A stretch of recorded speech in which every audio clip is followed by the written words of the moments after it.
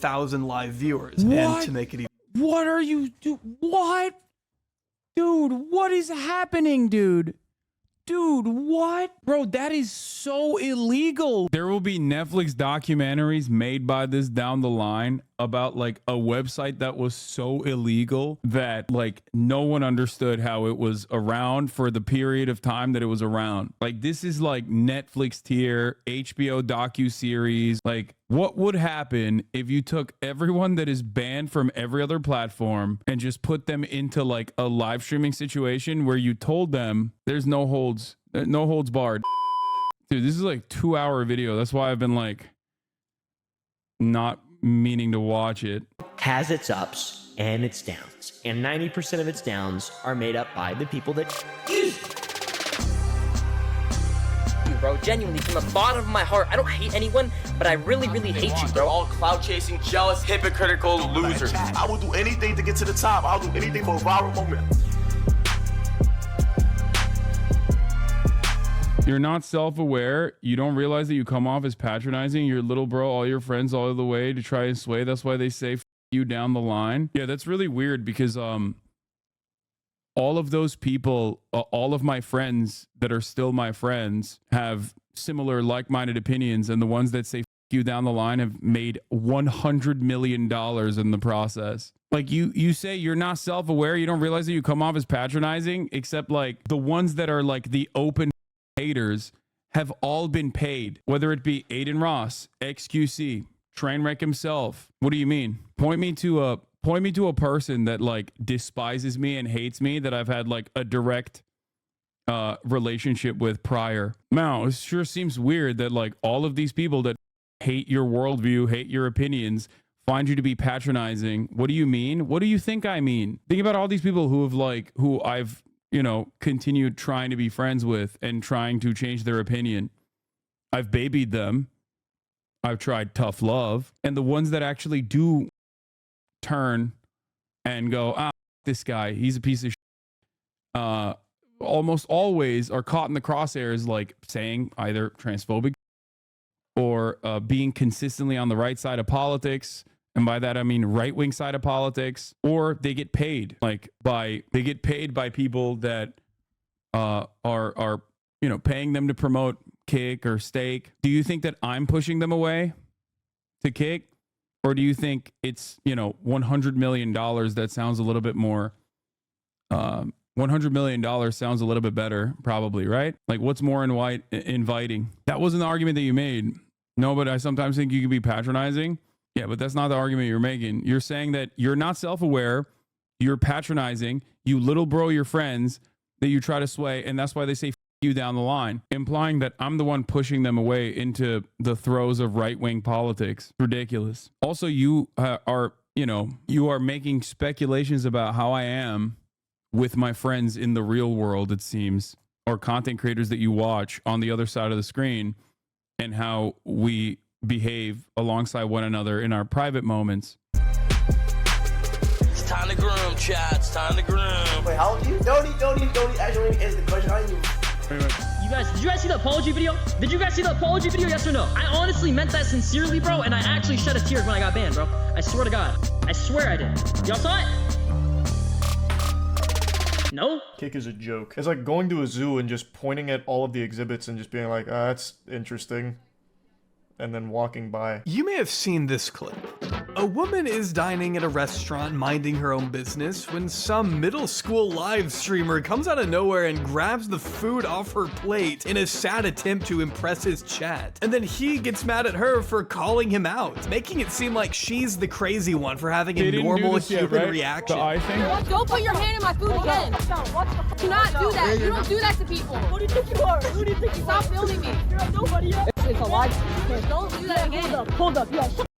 I won't reveal the name of this toddler, mostly because it's not relevant and also I'm just a spiteful guy. But I do think he serves as a good example of this new wave of streamers who try to make a name for themselves by being a public nuisance and not much else. Someone like you or me may look at this clip and see it as the embarrassing display of desperation that it is, but it's important to remember there's also an entire generation of younger viewers out there who may see it differently. Believe it or not, this kid does have an active fan base, one that festers over on the controversial Twitch alternative, Kick. Please pull us over.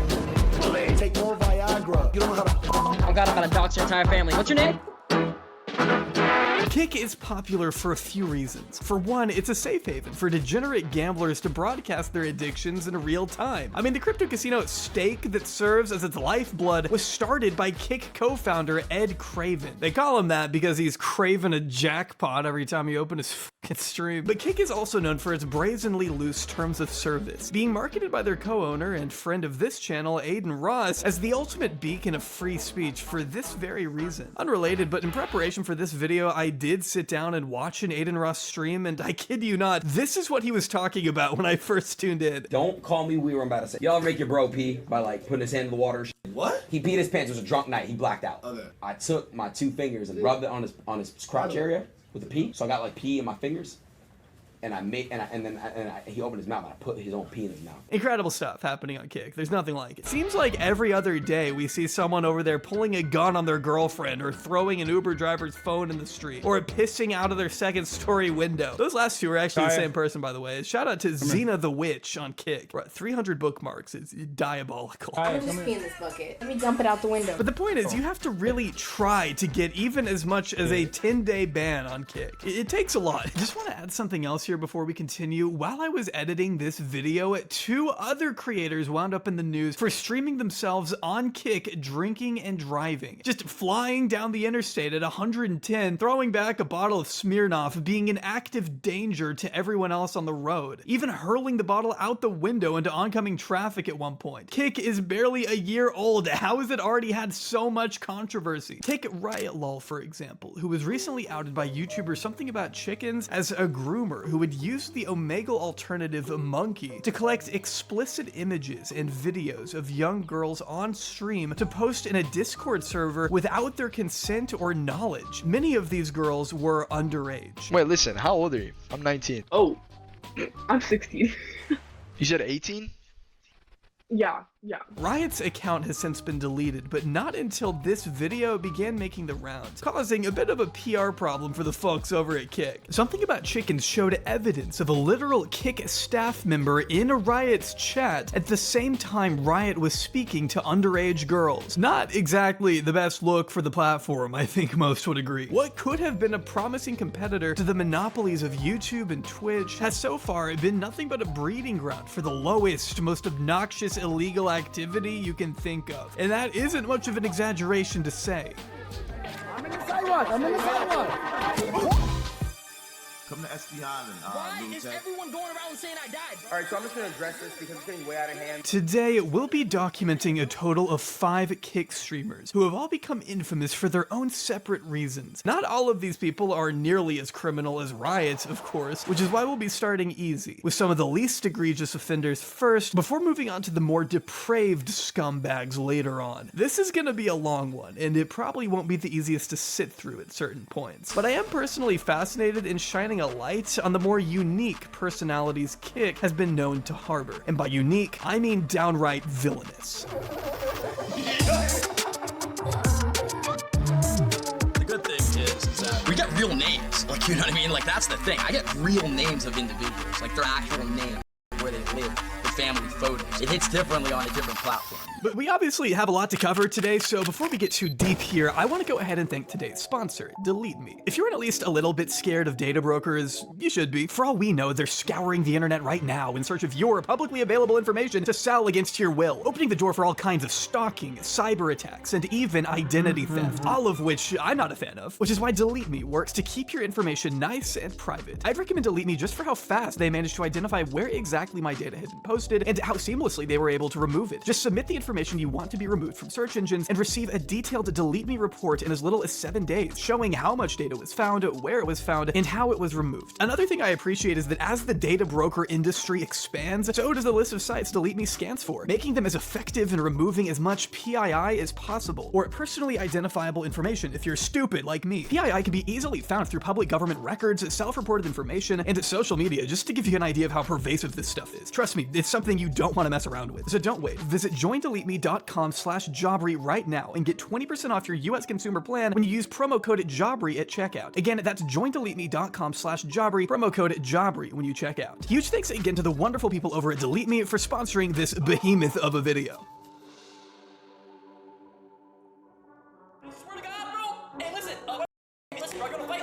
I can't think of anyone who captures the aura of Kick.com better than Neon. Neon has garnered a reputation as this kind of sniveling hypebeast dork who's constantly staring at his phone for validation from his chat. And I mean constantly. He's never not looking at what other people are saying about him.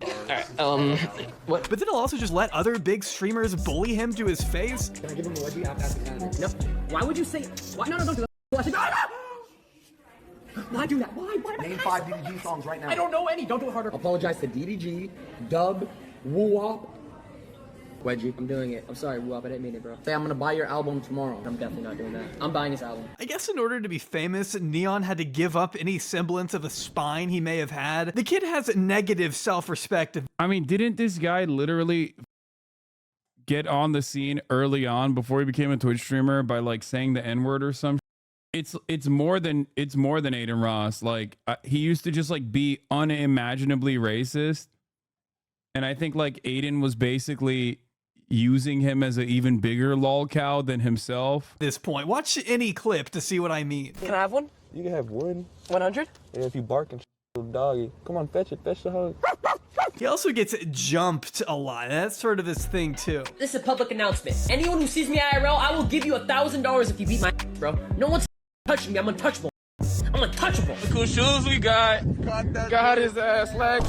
Come on, bro. Though he's faked getting jumped so many times that the one time it ended up being real, people in his chat still said he scripted it. Anyone saying L script anything, you have no soul. There's literally fucking choppers on top of us and cops outside. Yeah, people don't really like Neon very much, if you couldn't already tell. And that includes his own bodyguard. You got 80,000 people watching you disrespect me.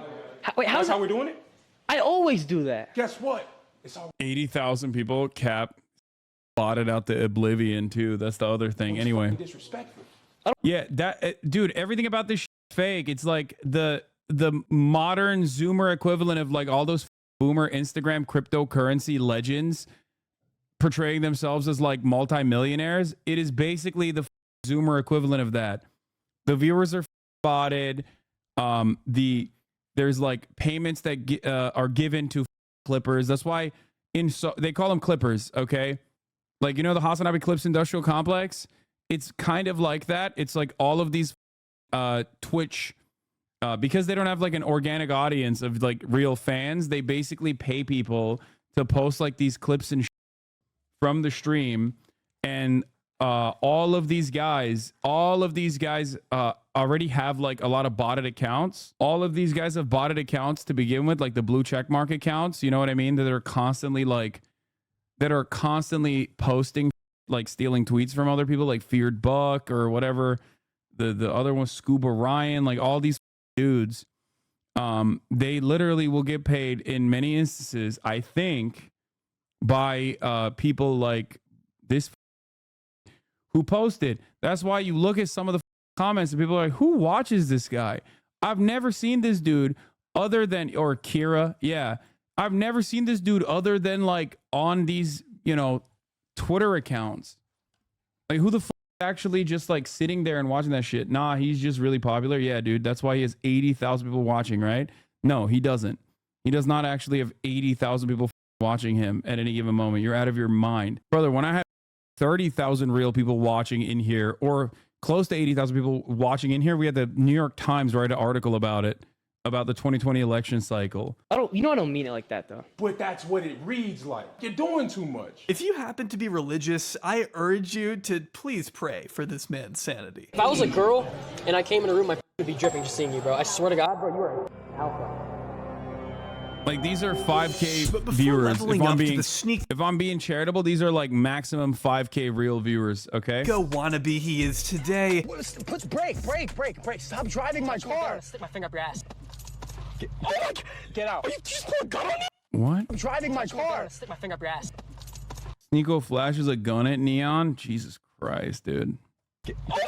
Get out. You just put a gun on me? Neon was once just a little kid from Texas trying to make it big on YouTube. In fact, he and I actually both started making videos at roughly the same age, I found out, with the bulk of his early content being him playing NBA 2K, not unlike the beginning of another popular Kick streamer's illustrious career. These didn't generate the most views, but you could tell he was having fun with it, uploading multiple times a week from 2016 to 2020. Despite what Neon eventually turned into, I have to admit, some of this early stuff is actually kind of endearing. What's good, YouTube? It's Neon2K here, but you see I'm at 178 subs, but at 1K subs I will be doing a face reveal, so 2K players blow the yeah, not playing 2K.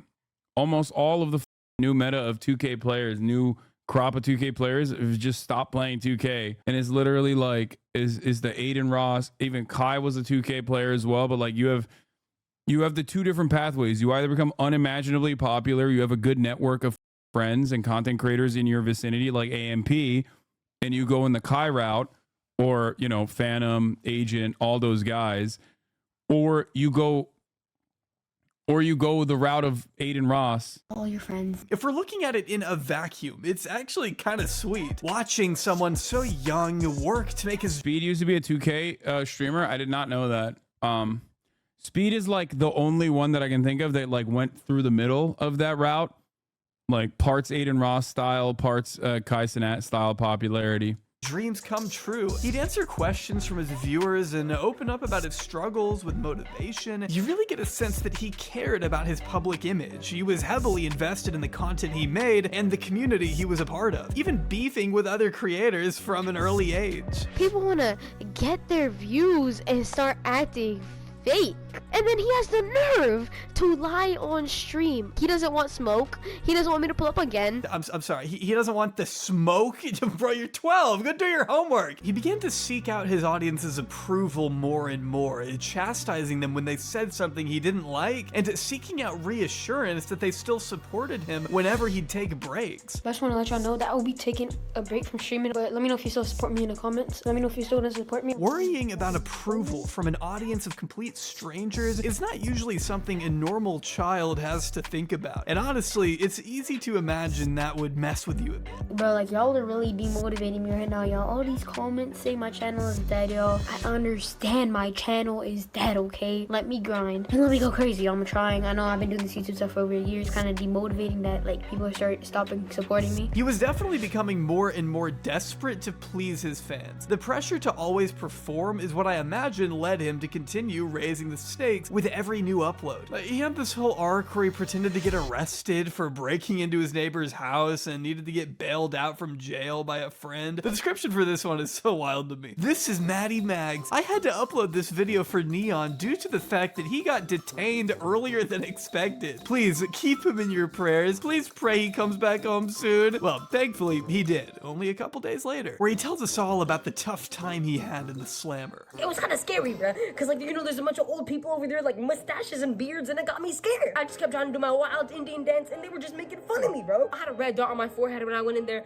I had a big red dot, and they said my red dot looked like the Target logo. Oh, okay. I think Neon is also the first streamer in history to ever be swatted by a US president. Know exactly what you look like and where you live. These were the videos that started to get him some heat. I don't think I need to sit here and tell you why this stuff wasn't well received. Yo, Ringo, what's good, bro? Hello, man, hello. Yo, what's up, my man? It's good, fighting. You hear that? That's the sound of peace and quiet. It's kind of nice after hearing this kid yell for so long. But you have to understand that Neon's content hinged on pure clickbait and sensationalism. Whether it be pretending to interview a COVID patient at the height of the pandemic. I found this dude, bro, and he says he has the coronavirus, bro. If this dude really has the coronavirus, bro, this is gonna be a banger video, bro. Let's go. Yo, sick pop, bro, hello? Yo. What's good, bro? Yo, you already coughing, bro? Are you serious, bro? Or straight up faking his own death for clout and attention, which is not... Okay, I'm not gonna lie. It goes hard, dude. What? Okay, I can't believe I'm saying this, but like, this stuff is kind of funny. Like, way funnier than what he does now. Like, he just had content brain from the age of like 10. Honestly, pretty... He's gone. R.I.P. I'm alive. Creative for someone that young. I'm not gonna lie. On December 21st, 2019, Yeah, Neon's it goes hard. brother made an announcement that Neon was in critical condition in the hospital and needed immediate brain surgery to remove a tumor from his head, and that if the surgery didn't work out, he would, quote, bleed to death. Now, I'm not a doctor, of course, but I am pretty sure that's not how that works. I admire the commitment, though. I mean, they even go so far as to say Neon's been acting weird lately and has been having 3 to 5 seizures a day, ending with the call to action, hashtag pray for Neon. I'd rather pray for whoever's body that is in the thumbnail. Who is that? Now, this might all look pretty dire, but if you were to visit Neon's second channel at the time, you'd discover this video was posted on the same exact day. His brother said he's in critical condition in hospital right now, on the verge of death. But take a look at this video he uploaded on his second channel. We're gonna be having some bangers on this channel. Drop a sub, drop a like, turn on the post notifications, right? We're gonna be doing giveaways. We're gonna be playing so many different games. Everyone drop a sub if you haven't already, man. But in case you weren't convinced, Neon did go on to state his final words 2 days later. For everyone who thinks this is a joke, bro. Bro, where are this kid's parents, dude? What is going on? Like, I'm turning conservative by the moment. I'm like, we have a crisis in parenting in this country. You know what I mean? Like, what are they doing? Are they around? Like, do you not see what your child is doing online and go, oh my God, they're at work. Indian parents are on the grind daily. Bro, this is the one. Dude, Indian parents especially. Are you kidding me? Bro, Asian parents? I feel like if I was making videos like this, and I'm not even joking, my father would beat the dog out of me, okay? Literally, my dad would whip out the belt or something. Like, that is not even, like, the moment. Bro, I am 33 years old. My father still calls me and is like, what's up? Are you a homosexual now? What's going on with these fingernails? Like, obviously, it's a little bit different, the tone of the conversation now, because I'm 33 years old and I take care of my parents, and I'm very honored to do so.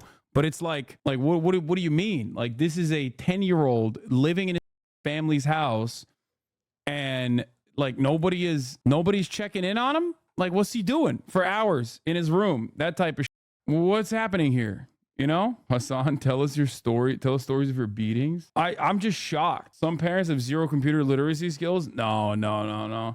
There's got to be like, bro, come on. Indian parents are gathering together. One of the parents is going to be like, hey, what's going on with your son? And then it's Jover, or it should be for the most part, you know, happen. This stuff that's happening is not something to joke around about. You know, what's happening with me is not something that should be joking around about. You guys should not be playing around about this, bro. This is actually serious stuff that people go through, bro. I didn't know they had gaming chairs in the hospital. I also love the way he emphasizes how this is not a joke, but we all know what he's doing. Or actually, maybe not all of us, since his very next video, the one announcing his death, garnered a pretty favorable like to dislike ratio from Neon's audience. The videos are now gone, so it's hard for me to find any of the comments from this era, but it is pretty hilarious to think there was anyone out there who actually... Indian parents would be proud of this grind? No shot, dude. Nah, it's like so disrespectful to yourself, to your family, to everything. For this. I mean, his You death crazy? video is just... Are you crazy? Bro, look, I can't speak for Indian parents. Obviously, I'm not Indian, but like even my parents were like, what is this YouTube? What are you doing on YouTube for years? For literally years. My father, every time we had a conversation, would be like, when are you going to get a PhD? When are you going to stop around? Go back to school.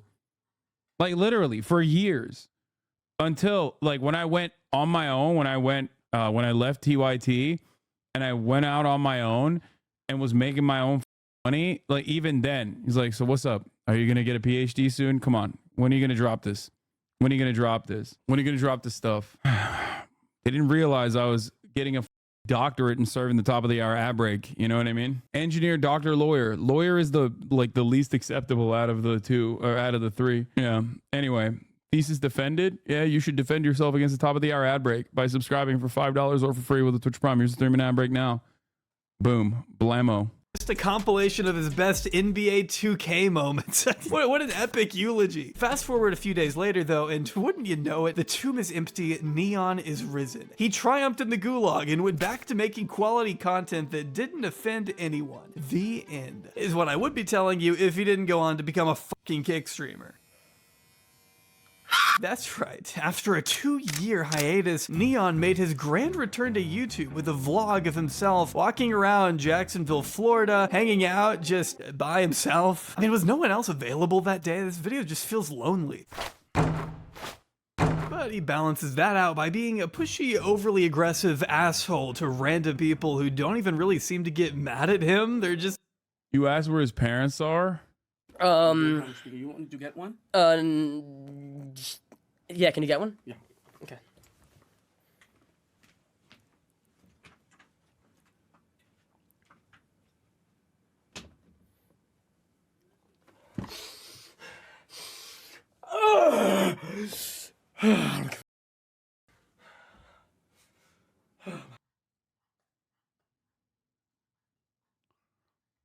I will once again ask the question, who the is organically watching this, bro? I mean, who? This makes me happy. I've never met my dad. It's chill. Don't scroll down. Yeah, the rest of it is like racism, but still, it's just like Kick viewers. There's no such thing. There's not a real thing. Confused? I know you people smoke and sell drugs. I'm gonna be honest with you. Have you in the real world encountered a single person that's like, can't wait to watch my favorite Kick streamer this weekend? Like, is that a point? Is that a conversation that has ever occurred? I mean that with all sincerity. Bro, this guy's 3 viewers also cyberstalk you. It's fine. I know. Middle schoolers love this. No, there is 0% chance that they're on Kick watching it. They probably watch TikTok compilations or some at best. I'm gonna say it nicely before I actually sue you, and you know exactly why you fuckers are gonna lose in court. Get the fuck out of my store. Goodbye. Thank you, man. I'm not really sure who exactly this fake tough guy persona appeals to, and I'd be willing to bet neither does Neon. What he lacks in talent, he makes up for in desperation. I'll be back for a fucking strap. I'm gonna shoot you in the head. I'm gonna shoot you in the head. Neon strikes me as one of those guys that normal people only hear about every couple months when he inevitably does something supremely stupid to land himself on the front page of Dexerto or whatever. His regular day-to-day content is so bland and it's so geared towards the youngest demographic imaginable that there's no reason to really talk about him unless he's doing something uniquely unhinged, which still happens more than you'd think. I can personally attest to having to rewrite this particular segment multiple times during the making of this video because he would not stop trending for things like putting himself into others in a life or death situation in hopes of going viral. Maybe you saw the little joyride he recently took with Instagram personality Squeeze Benz a few weeks back. Squeeze Benz is someone whose hobby has made him a literal wanted criminal. He belongs to a community of anonymous drivers who derive thrill from renting supercars and cutting recklessly through traffic, going 100 over the speed limit on freeways which are occupied by regular people, families, new drivers, Didn't he get arrested recently, that guy? He got caught, no? People who didn't sign up to be around someone like Squeeze. Bro, why is it literally like, why is it always just crime? It's always just crime, dude. How is that possible? Like, it's just shocking to me that it's always, the answer always is just crime. You're like, what kind of content goes on at Kick? And the answer is crime. There's also other people at risk when you do that. Innocent civilians. So what do you think about the element of danger for that? I've been doing this since like real since I was 9. I feel like I did some professional at it, like, you know. I'll admit, I don't really understand the appeal of putting the lives of so many innocent civilians at risk for what is essentially just a dumb gimmick at the end of the day. It doesn't matter how skilled of a driver you think you are. All it takes is one person to accidentally change lanes when you don't expect it for multiple people to wind up dead in an instant. But try telling that to Squeeze and his 670,000 followers. There is a market for this kind of negligence, and Neon figured that by doing a collab with Squeeze, he would successfully create some epic viral moments, which he absolutely did, just maybe not for the reasons he had hoped. And I get really scared and I can't afford to die. You have my word, you will only go at 7 above the speed limit. Or 10 above, what's illegal? Let's say 20 above the speed limit. No, 10. Squeeze's crew, I'm sure, can read the anxiety in Neon's voice, and instead of being straight up with him, they continuously reassure Neon that this is going to be an easy drive. You know, we're not going to do anything crazy. You feel uncomfortable, I will grab this kid and I'll tell him to stop the car. And it's a 2023 Lambo, bro. It is safe as he's not gonna wild out. We'll stop whenever you get uncomfortable, bro. You can trust us. When in fact, bro could not. Crime is not a crime. Yeah, bro. Like, there's a difference, okay? Yeah, I don't give a shit when people are dead ass broke and like trying to survive by stealing food or whatever from a mega corporation. And ultimately, I think the way to deal with the way to tackle that kind of crime is by uplifting poor people, fixing the underlying material inequalities that persist in American society so that people don't have to feel the need to go and steal even like expensive bags or whatever so they can pay rent. Okay?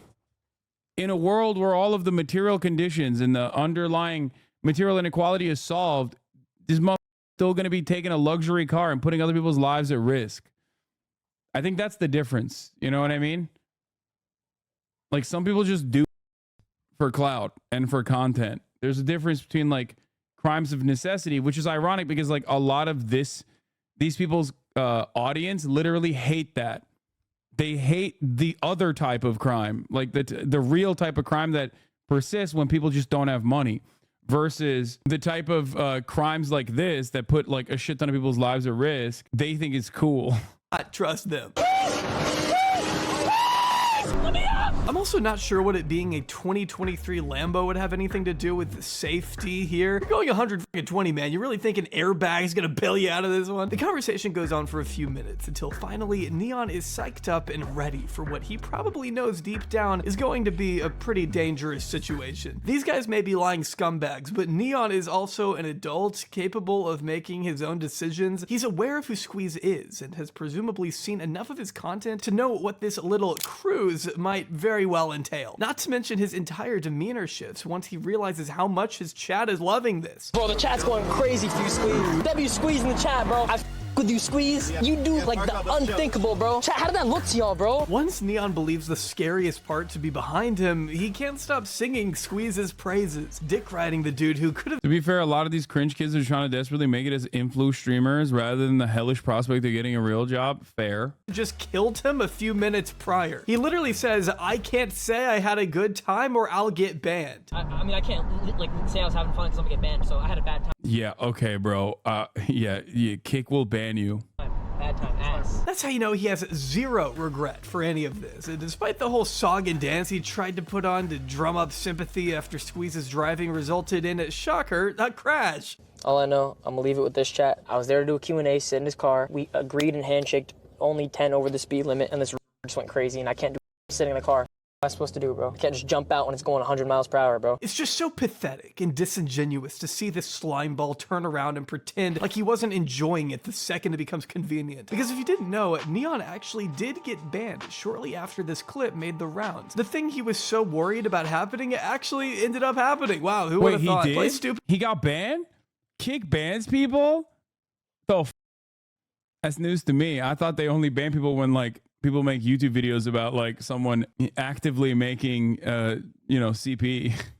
Stupid games win stupid prizes, and I'm talking about really stupid prizes because Neon ended up getting his account back less than 24 hours later. Remember, this is Kick. Illegal activity might as well be a requirement with the amount of people who get arrested on stream. Yes, I'm still talking about Neon. I hope him going to jail all those years ago prepared him for being detained for real this time in a foreign country, because during his trip to Dubai last month, Neon and his girlfriend Sam Frank were taken into custody for accidentally and illegally filming where they shouldn't have. According to The Sun, you needed the permit to film where Neon and his entourage were walking, but their biggest mistake came when their cameraman pointed the camera directly at the police. Not only did Neon initially try to get out of this by lying and saying he was a Make-A-Wish kid, we're fulfilling for an organization, Make-A-Wish. but he also told the cops he wasn't filming when he clearly was. It's off. It's off. There's nothing going on. All cameras are off. I just want to let you know we're trying to work with you guys. This resulted in Neon and Sam spending 38 hours in a Dubai jail. With little to no live updates during this time, the only source on the matter was Aiden Ross, who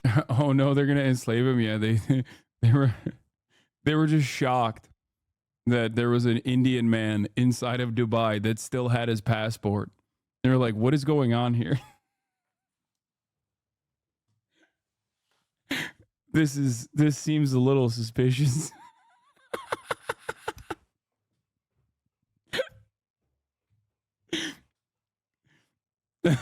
Races, yeah, me making fun of the insane amount of unimaginable indentured servitude that goes on in Gulf nations is me being racist, actually. Yeah, me making fun of people doing that is the real racism. Yes. Kick only bans when their mass downvote bots on Reddit don't reach a thread fast enough to prevent it from getting on the front page. Yeah. Who told the press that it was a, quote, very sticky situation. This actually led some people to run with the narrative that Neon had died, which if I had a nickel for every time people online thought Neon was dead, I'd have 2 nickels, which isn't a lot, but it's weird that it happened twice. Though Neon eventually took to Kick to announce his safe return from the slammer, reminiscing on how much they loved him in jail and thanking Aiden for looking out for him and trying to get him home safe. Aiden, yeah, he's one of the people who actually did look out, bro, and I really appreciate that, bro. He really tried his hardest to get me out of the situation, because chat, it was a really crazy situation, bro. It was a really situation. Now, I'm assuming that if you make enough loud, grating, and insufferable videos that nobody under the age of 10 can enjoy, Aiden Ross visits you in the middle of the night and invites you on stream. In fact, Neon made his first major debut on Aiden's stream with Andrew Tate back in 2023. When the latter was on house arrest for, well, I don't think I need to say. Only he had no idea what he was doing, and the entire stream came off pretty awkward, largely because of Neon. No wonder Aiden's chat wanted him gone only 15 minutes in. My whole chat is spamming to kick you. Nerds are boring. I'm gonna work. Well, this guy's on a period. Is he a bro? He's on a period. Stop hating on Kick. You stick up for a big corporation, Amazon. You're an Amazon shill. That's awesome, bro. I don't think that's how you spell shill, but I like this. I like the creative writing you engaged in there. I mean, don't these jokes get old at a certain point? It's just the same thing over and over. And Neon is trying way too hard to impress his idols and prove to the world that, hey, he can be edgy too. You're gonna burn in hell, you Jewish. You! Like, we get it, man. You can stop being so predictable for once in your life. Neon is so provocative for the sake of being provocative that there really is no thought process beyond, what's the most annoying thing I can say to make people mad right now? I'm not surprised the only people entertained by it are riding in the back of their mom's cars to school. What did you say? The woman! The woman! What? No, wait. We love women. We love women. We love women. But not like transgender. No. All gays But by getting so much exposure from Aiden, Neon quickly grew a sizable following on Kick. As a dude who cares about nothing and will say anything to anyone if he thinks it'll get a reaction. I mean, I think in the interest of showcasing like the difference there, here's an interaction between Kai and his incredibly young fan base in comparison to like Sneeko or Neon and their interactions, right? Like, this is like kind of brain rot, but here, watch this. You said what? Can we dance for you? You want to dance with me? All right, go ahead.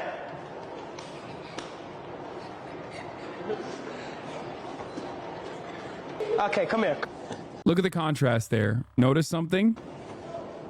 Where y'all learned to move from? Where y'all learned to move? From music videos that say curse words and you. Music videos that say curse words and you. Y'all know Speed? Yes. Yeah. You know Didi Osama? Okay, all right, so you watch Lil Mabu, Didi Osama, Speed, and me. All right, look. Go home, okay? Delete TikTok, delete YouTube, delete Twitch. Why? No. Let me tell you. Delete TikTok, delete YouTube. Is Didi Osama the kid? I don't know who Didi Osama is. Or no, I mean, he is young, but that's not who I was thinking of. No, Kid Mabu is different. They should also stop watching Kid Mabu, in my opinion. He's a drill rapper. Oh, wait. No, I was thinking of I was thinking of a different Mabu. Oh, yeah, I was thinking of Lil Mabu. Right? Is there a different? Lil Mabu. Lil Mabu goes to my university, Lamau. That's awesome. Yeah, he is. Lil Mabu, they should stop watching. Delete Twitch. Download Coco Melon. You know Coco Melon? Yeah. Watch that, okay? Go get a DS. Go play Cookamama. Delete all them apps, all right? Cookamama. Can we dance for you guys? Anyway, fucking Gen Z's cooked, dude. Laughing at a random kid's dad working at Walmart really exposes him as the out-of-touch asshole he is. What does your dad do for work? Oh, he works at a Walmart warehouse.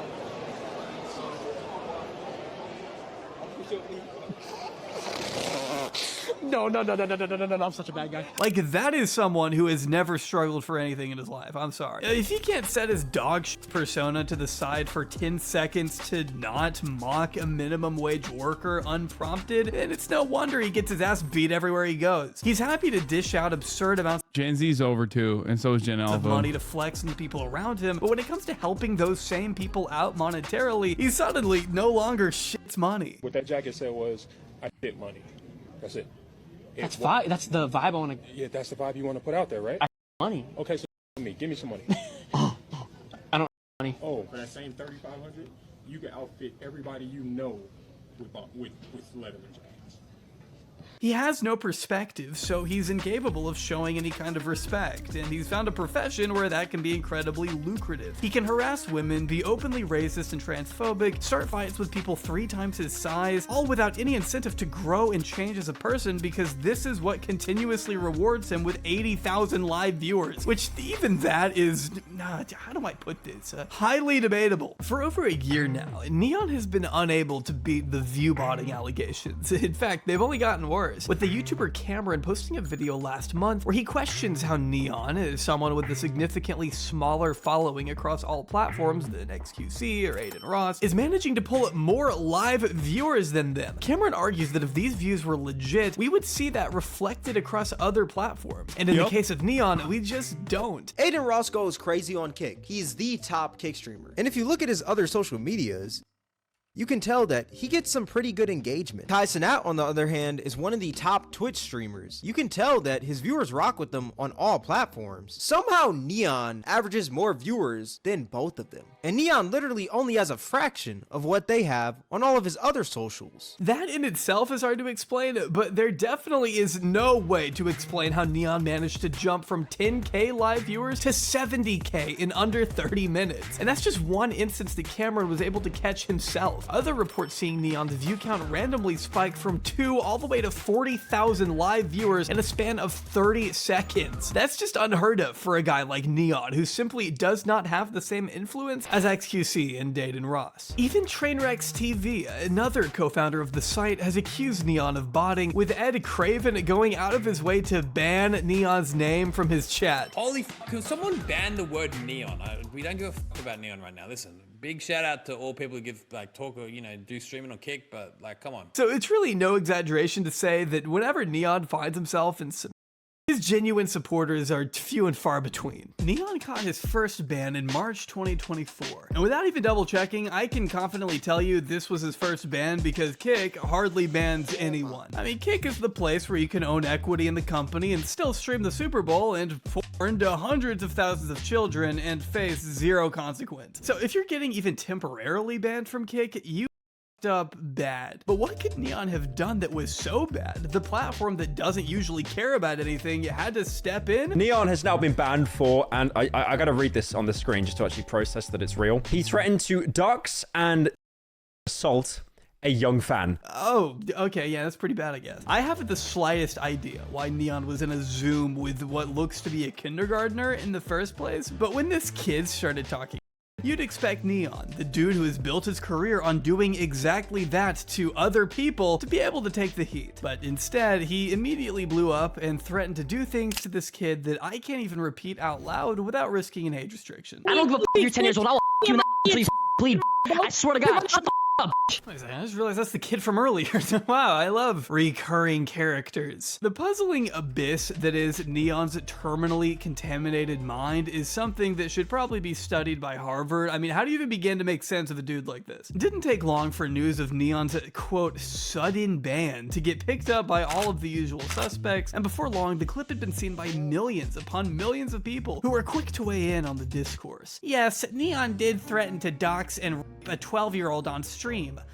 But did he know he was 12? If so, there's a line you don't cross when trash talking. Apparently he was 14. Oh well, that changes everything. It doesn't really matter to me that Neon was trash talking. You're still an insane person for saying this to anyone for any reason, much less a minor. I mean, does that even need clarifying? I feel like I'm just stating the obvious here. I think it's safe to say he still doesn't understand the gravity of his little outburst though, judging by the 2 piss poor apologies he released next. I wanted to say this was an eye-opener for me in my eyes, and I'm not gonna make anything bad like that happen ever again. So there are a lot of issues with this video, but the standout moment to me is when Neon hilariously says this. That was not something that comes out of a person like me's mouth ever. I'm not that type of guy. I'm not that type of person. I'm sorry, but for anyone not aware, I'll just come out and say Neon is not a good person. This isn't controversial to say. I don't think even his fans who like him would consider Neon a good and decent person. I'm sorry, man. You are famous because people hate you. You can play a terrible person online if you own it. You're fine with that. But the moral posturing when it becomes convenient for your career is the definition of disingenuous. People see right through it. If you actually want others to think of you as a good person, maybe let your actions speak for themselves and don't do stuff like this. Otherwise, you're just gonna get written off and end up having to apologize again, which is exactly what happened. Let me clear that up too, bro. Let me clear that up. I want to start off by saying I do not. Why am I smiling? I wonder if this is how my haters feel when they watch me in action. You know what I mean? Like the anger and the resentment that I have in my heart for so many of these dudes, which would all magically go away if they just stopped being like this, you know?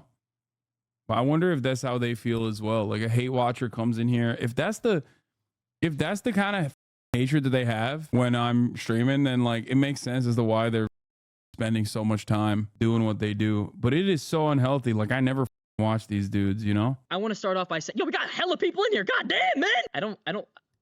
I don't with that. The fact that someone let me get to such a bad point in my, what the hell? The fact that someone let me get to such a bad point in my, you know, words and shit for. You're twice their age. Okay. I mean, at least here he isn't hiding how he feels. He's annoyed that he's even having to do any of this in the first place, and I guarantee if he hadn't been banned, he wouldn't have addressed this at all. The fact that someone let me get that down bad and say those things is really and I want to take full accountability. What do you mean you threatened to dog? I can't believe someone let me get that way, you know? I was down bad. Shatter, nobody acts like this at their age. Stop it. Yeah. Honestly, Neon is funny as you and I have very different definitions of funny. I just find like so much of the kick that pops off on Twitter, partially because it's like, you know, like botters and tweet deckers who are just posting this. So much of that, it just is gross. Like I see it and I don't think it's funny at all. I think it's just gross. Box and assault a child because you were, quote, down bad. And that it's not your fault you said any of it because someone should have burst into the room. Maybe I'm just getting super old and lame in my old age. It could be that. But like, I see this stuff and I'm just like, oh, gross, dude. I mean, look, I have my moments. I say that lands me in hot water, as you guys know. I mean, I not exactly a lot of fans on the conservative side of the political sphere, but ultimately it's like this is just so like transparently bottom of the barrel, trying to desperately like motivate the lowest common denominator. I can't believe I'm saying this, but it's like kind of worse than the Paul brothers, you know? Content has devolved online. Like, think about it. Logan Paul, Jake Paul, they used to do a lot of right? They would get in trouble a lot. Kids loved it though. But honestly, this is like way worse than that. Did they run around? I mean, the Suicide Forest thing was like one of those moments where it was like akin to something that you could see someone like a kick streamer do. But I feel like kick streamers are having Suicide Forest ass moments like every week. Like they're literally doing suicide moment filming moments, like Suicide Forest filming moments like every other week, maybe twice a week. And physically restrained you or something. Of course, I get that you're young, Neon. Yeah, but Logan Paul is like filming the person who killed himself on his YouTube video. These guys are going up to people and being like, "You should yourself. I'll pay you money to your I'll give your family money if you kill yourself on camera." And if you think what I'm saying is insane and it's like a joke, brother, it is not a joke. I've literally seen Aiden Ross pay his fans to like dump their cars in the rivers. I've seen Aiden Ross make jokes about like, you know, dousing their brothers with piss or whatever, with a bucket full of piss, that kind of thing. But you're way too old to be pulling this kind of shit. These aren't the NBA 2K Fortnite days, all right? You're now one of the leading streamers on Kick, and you need to set a better example if you want the site to not have the reputation it already does. But why would he do that? He can't even contain his emotions long enough to listen to basic criticism without immediately bursting to a weird... Yeah, Aiden famously told a watcher of his, your brother's a Hasan fan, go stab him. Like, that was the joke. transphobic fit of rage. Oh, here goes this guy, bro. We're just Chat. telling me about like, wow. I swear to God, bro. Hey, listen, whatever the f your name is, you listen, bro. You wanna fight? Let me know, bro. I swear to God, I will beat your ass. You are an annoying ass motherfucker. You blue haired. You are so damn annoying, bro. I hate this guy. I literally hate him, bro. I wanna. He called him a blue-haired. Not gonna say that. I can't tell if this is a joke or if he's really that delusional, but if these two ever set foot in the ring, Charlie is shutting down this guy's entire bloodline. Okay, I'll just say that. Even the people trying to defend Neon can't get through to him. That's how far gone he is. I mean, he literally calls Keemstar a pedo for trying to defend him. First of all, I defended you during this certain situation. Yeah, because you're a pedo yourself. That's why you defended me, you weird. Dude, go yourself. There's just no value in trying to save this kid. It's over. He just can't help but be hated by virtually everyone who has to deal with him. But that doesn't make Neon unique by any means. In fact, being the internet's favorite punching bag is a trait especially consistent in our next specimen. Oh my God, is it gonna be, oh, it's the fast kid. It's fetal alcohol syndrome personified. This kid, honestly, this kid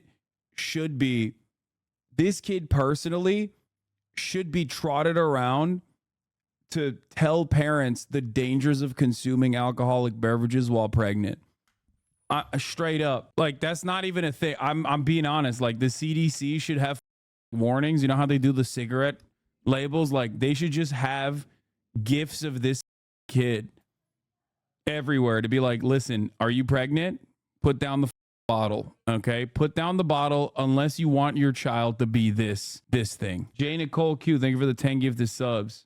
Before becoming famous for harassing strangers in public and hiding behind his belligerent bodyguards when confronted for his own annoying behavior. Oh God, this was the video that. What? Little problem, what you gonna do? What you gonna do?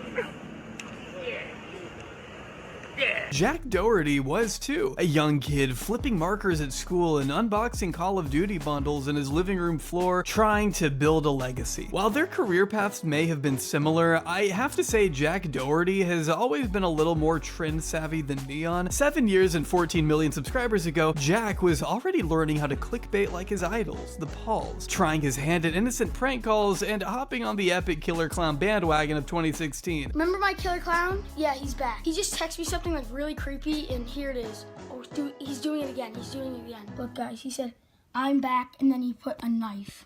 A knife. Look at that. A simpler time. I guess Jack never got the memo, though, that in order to be a functional member of society, at some point, you kind of have to grow up. It's one thing to get kicked out of Walmart as an immature 13-year-old. It's another to do it as a millionaire adult. All right, guys, so we're in Walmart. We're gonna see how long.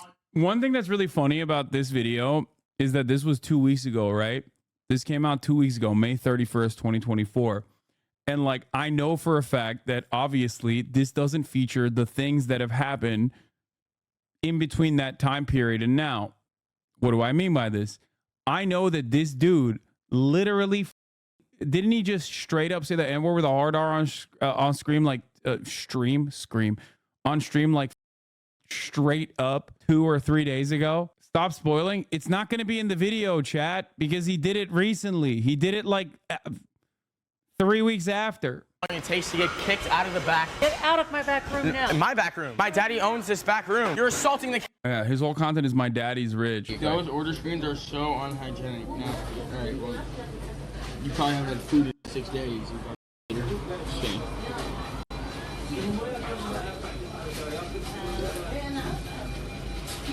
Thank you. Those order screens. He might have actually said the hater. I had not seen this clip. This doesn't look like he said the N-word. 6 days. Later. Wait, okay. What? I don't know if he's saying. I don't think he's saying. Did he say hater? I mean, it makes contextual sense for him to say hater. It doesn't sound like hater, but no, I think he's trying to say hater. But it ends with an NG. It says, so it sounds like the N-word, but I think he's saying hater. Okay. Fair. Listen, is that a keffiyeh? Yes, he's wearing a keffiyeh.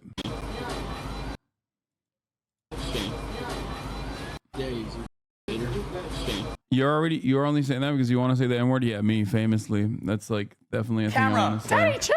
Wait, it's not that deep. Dude, you set out to make her mad, and now you're gonna pretend like it wasn't that deep when she gives you the reaction you were looking for all along? But I guess that wasn't enough for a whole video, so he moved on to harassing and lying to another worker instead. Sir, would you be interested in a rim job? Please don't record me. You look like you could use a rim job. I'm asking you politely, please not to record. It's not recording. You really shouldn't feel so comfortable hassling someone who's just trying to do their job in peace, man. That's not normal. If you see someone working hard to get through the day and your first thought is, I should film this person and humiliate them online for clout, you need therapy. But I'm getting ahead of myself. I think we can actually learn a thing or two about modern day Jack by looking back at his early work. If you're wondering how he ended up doing stuff like this for clout and attention, it might possibly have something to do with him never being disciplined as a kid, and in fact, having his behavior enabled by his parents from a young age. Take this 7-year-old video, for example, where his mother willingly drives him to the actual Faye's house on the off chance he gets to meet his favorite YouTubers in the flesh, filming their home and neighborhood without permission. I mean, talk about a breach of privacy. This is about as parasocial as it gets.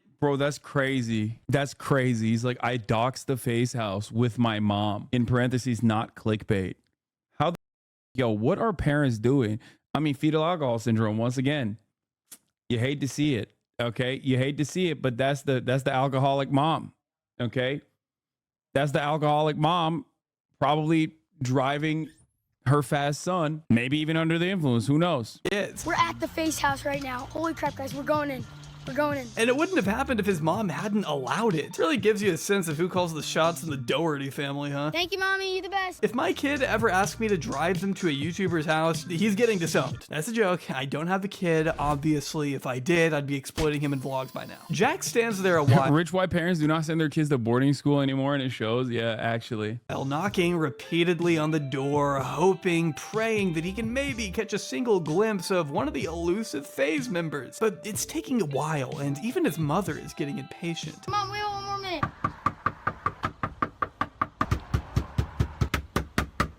I want them to come out so freaking badly. But after loitering long enough, Jack finally gets his wish. Oh my god!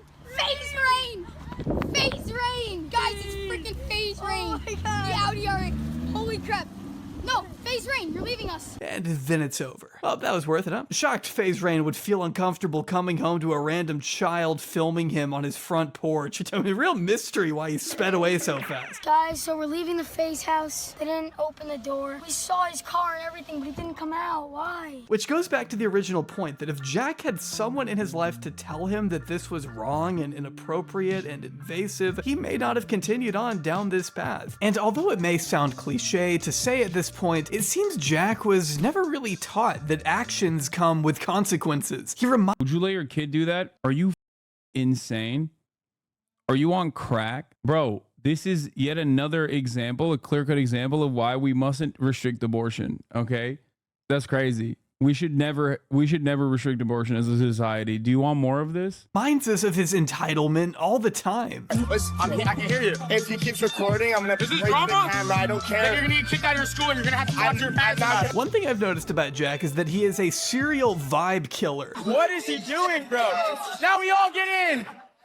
For example, here he is at a beach party with a bunch of college kids he doesn't go to school with, or as he calls them, NPCs. That's why she doesn't belong in college with all these NPCs. He is very obviously the outcast in this situation, yet somehow he still sees himself as above all these other students. Investing in your future by getting an education? Not cool, according to Jack. You're not cool. You guys are in school. School is not cool. I'm sure it's easy to feel all high and mighty when you've got 2 security guards at your side to intimidate any drunk frat dude that may get fed up with your nonstop filming, but the irony of telling them to cry about it as he walks away with his tail tucked between his legs is just perfect.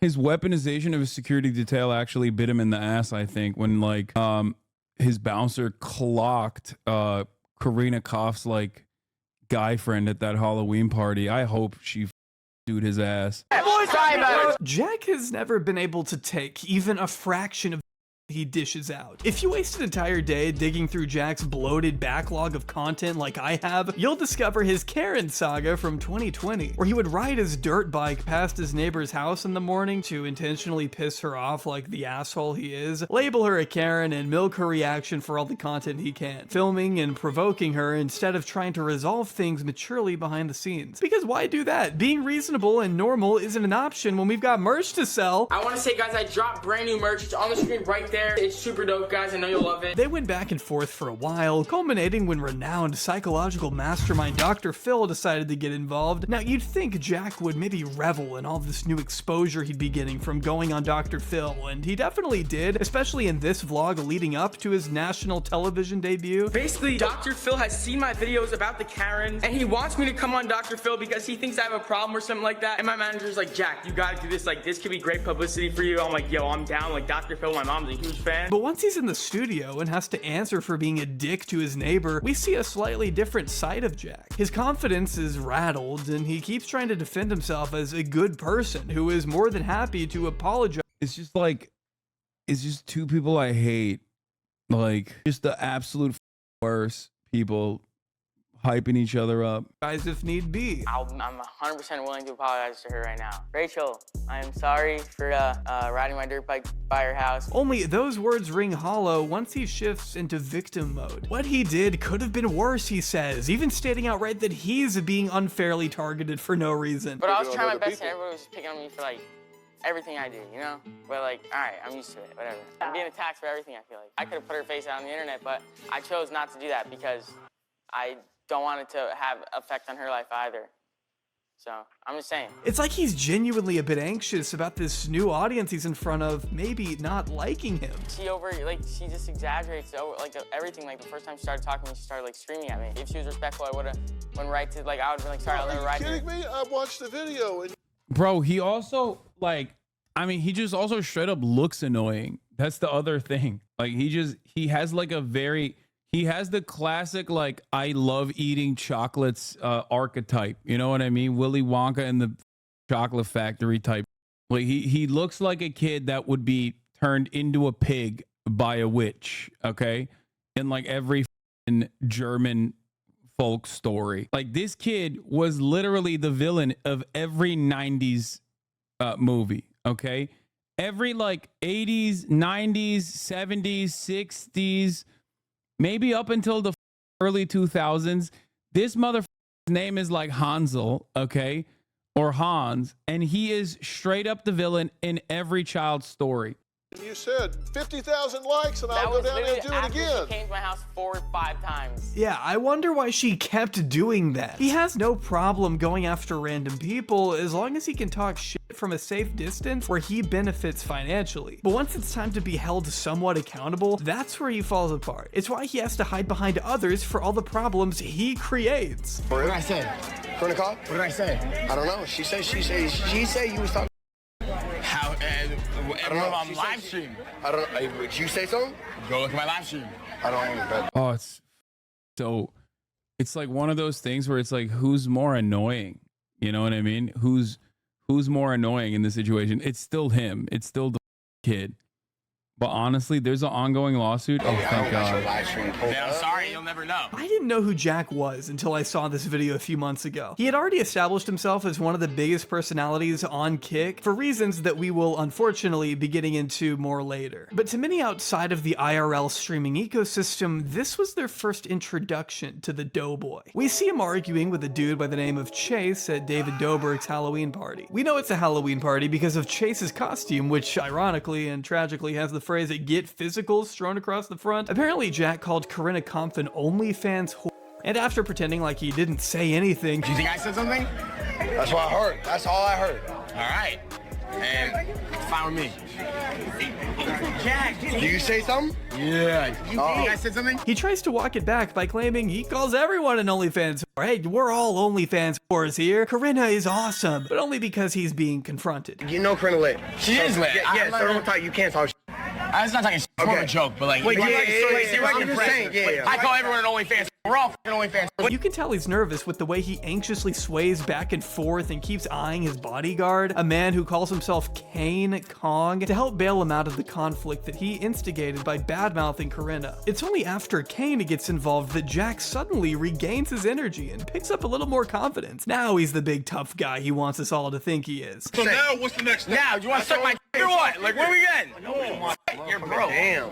Oh, you call me broke. No, I'm gonna cry myself to sleep tonight. Appreciate you. Don't care. All right, then what then? Corinna explains why she doesn't want to talk to Jack. Completely valid, by the way. There are an infinite number of reasons not to be associated with this guy. Just because I'm at a party and I don't want to talk to you, you say that I'm just an OnlyFans. That's not what it was. That's literally... Every part of this story is just like, this is why I do not go out, okay? As a 33-year-old man, this is part of the reason why I do not go out. Like, there were chatters in here being like, did you go to the party? Like, are you saying I would rather TOS myself publicly, okay? Yeah, I would rather drone strike myself. Call me a Doctors Without Borders hospital in Kunduz the way I would perish, okay? Rather than this. Okay, wait. I literally got sent a clip in the middle of a party. Oh, really? I just I'm at a party. W clippers. No, I'm at a party. I don't want to be on. Yes, former friend of the show, Corinna Koff. Former Oiler of mine.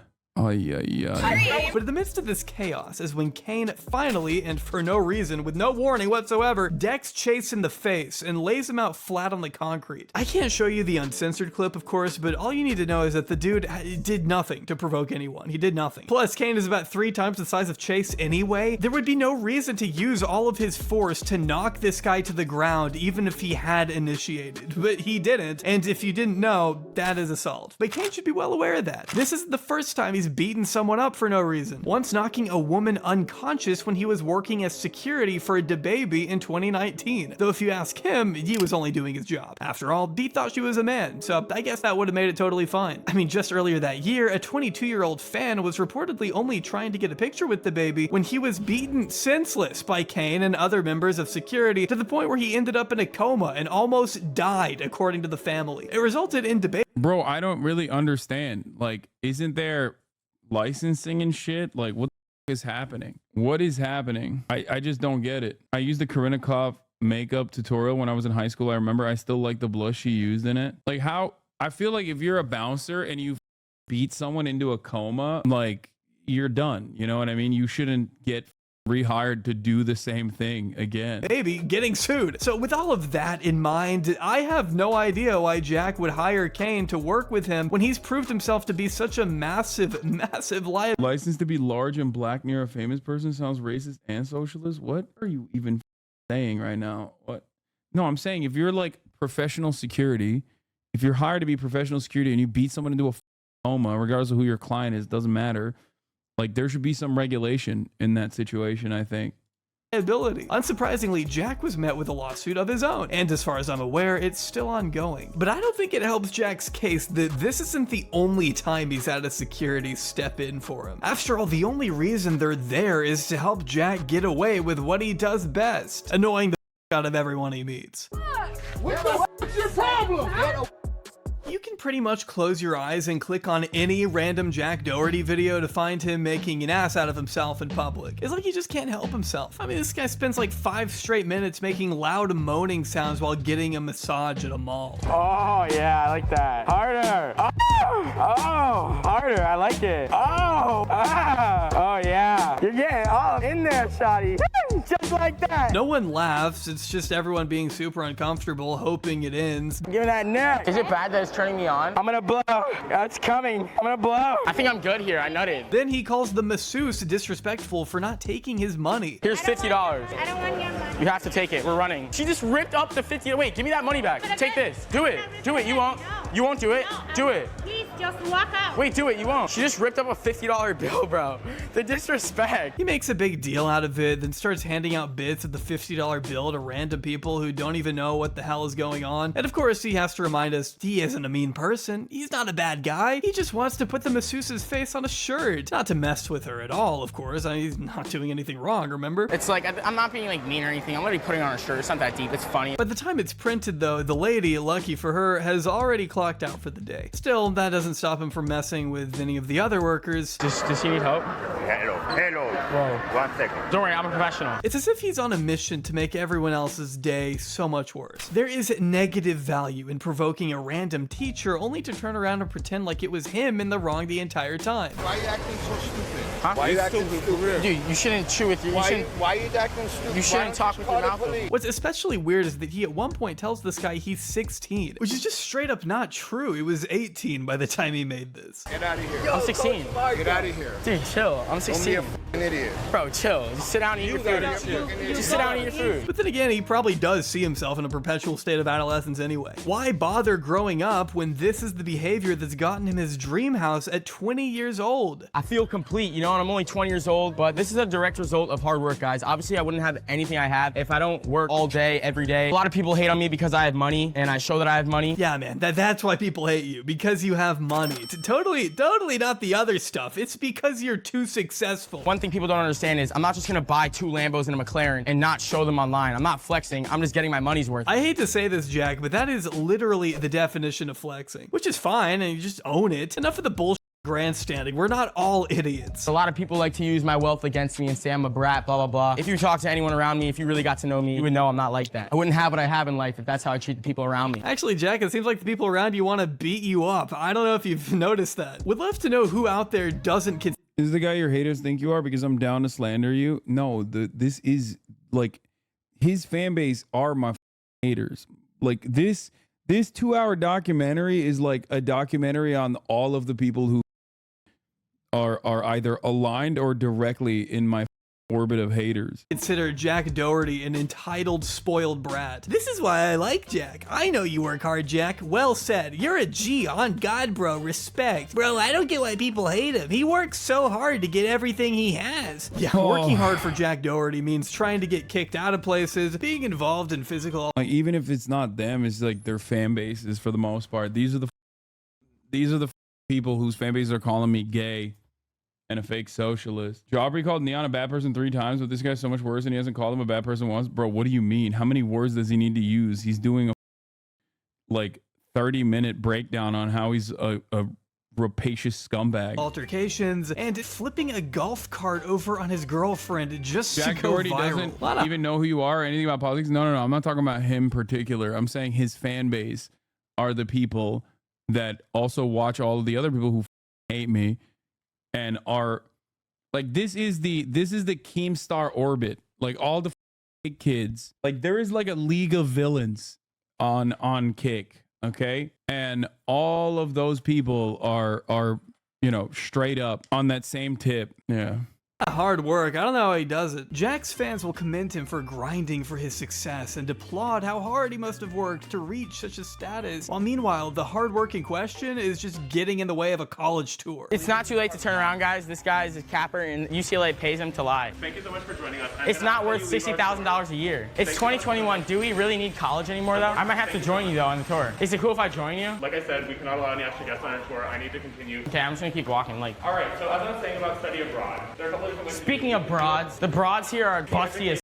There's nothing hard about what he does. It takes no skill to be Jack. It takes a flagrant disregard for the people around you, but that's not exactly something to commend now, is it? In fact, it's honestly a little terrifying what all Jack is willing to do for the dopamine. Like I mentioned earlier, I do unfortunately subject myself to these people's streams every now and then, and I just so happened to catch Jack Doherty at a time when he was lounged out in his Sprinter, bored out of his mind, trying to think of— What was he doing? He better not be serving 3-minute ad breaks at the top of the hour. That's the biggest crime. You know what I mean? I think brain rot is overused. Yeah. This isn't overused. Not in this case. Anyway, 3-minute ad break is upon you. You already know what it is. Here it is. You can avoid it by subscribing for $5 or for free with the Twitch Prime. And I super kick it. Thank you for the 5 gifted subs, allowing 5 people to also kick it at the top of the hour. Here's the 3-minute ad break now. Of some way to occupy his time for the rest of the evening. The stream had already been going on 8 hours and was kind of hitting a lull. He needed something to get the chat raving again. I walked away from my computer for about 15 minutes and came back to Jack speeding down a residential neighborhood in a $50,000 Can-Am ATV that he's already crashed once, by the way, swerving on and off the road, veering dangerously close to all sorts of nearby trees, lampposts, fire hydrants, and power lines, with like 3 other people with him. To make it worse, I I actually went back in the VOD and found him doing the exact same thing earlier in the day where there were more cars on the road. You think, is this legal? This? Yeah. No. Hey, but you're the mom. Absolutely not. You should be telling us to stop. Hey, you're having fun. No, Jack, whose fan base is not your haters, he entertains children. Just say it like it is. XQC fan base hates you because he encourages it. Wait, what? I have said that already. XQC's fan base does hate me because he encourages it. Who the f do you think is bringing real eyeballs to Kick? Who got paid $100 million to do that particular thing? That's what it is. Yeah, that's precisely what I'm saying. You're just repeating what I'm saying. He keeps looking down at this chat and taking his hands off the wheel. I mean, the safety of himself and others isn't exactly a priority for Jack here, clearly. Like this cyclist he passes while staring down at his phone. Lovely. Jack has seemingly unlimited access to all the cars and money someone his age could ever dream of, without any of the responsibility such wealth should require. But believe it or not, streaming isn't even his main income source. The overwhelming majority of Jack's YouTube views come from shorts, meaning he's hardly making enough money over there to fund the lavish lifestyle he flaunts in front of our faces, making the real, specific source of his wealth a bit trickier to pin down. I'm sure he made a lot from his Kick deal, but Jack has to have something else going on to afford 21 homes in cash, at least $800,000 worth of cars, and an abundant watch collection. And it may just have a little something to do with his side hustle. So many other people get trolled for their girlfriend doing fans, but I feel like me, Steve will do it. Like, we both don't get trolled for our girlfriends having fans. But like you do,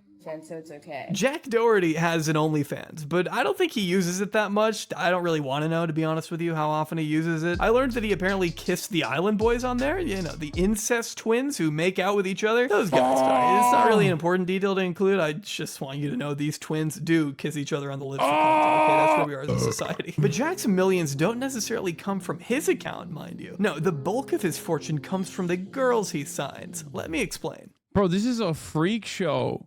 This is literally like carnival freak show. This is actually carnival freak show, like maxed out and being mass produced in general. What? They've sucked each other, bro. It's so much worse. No, they haven't. You're lying. No, they haven't. That has to be. Is that illegal? It should be illegal.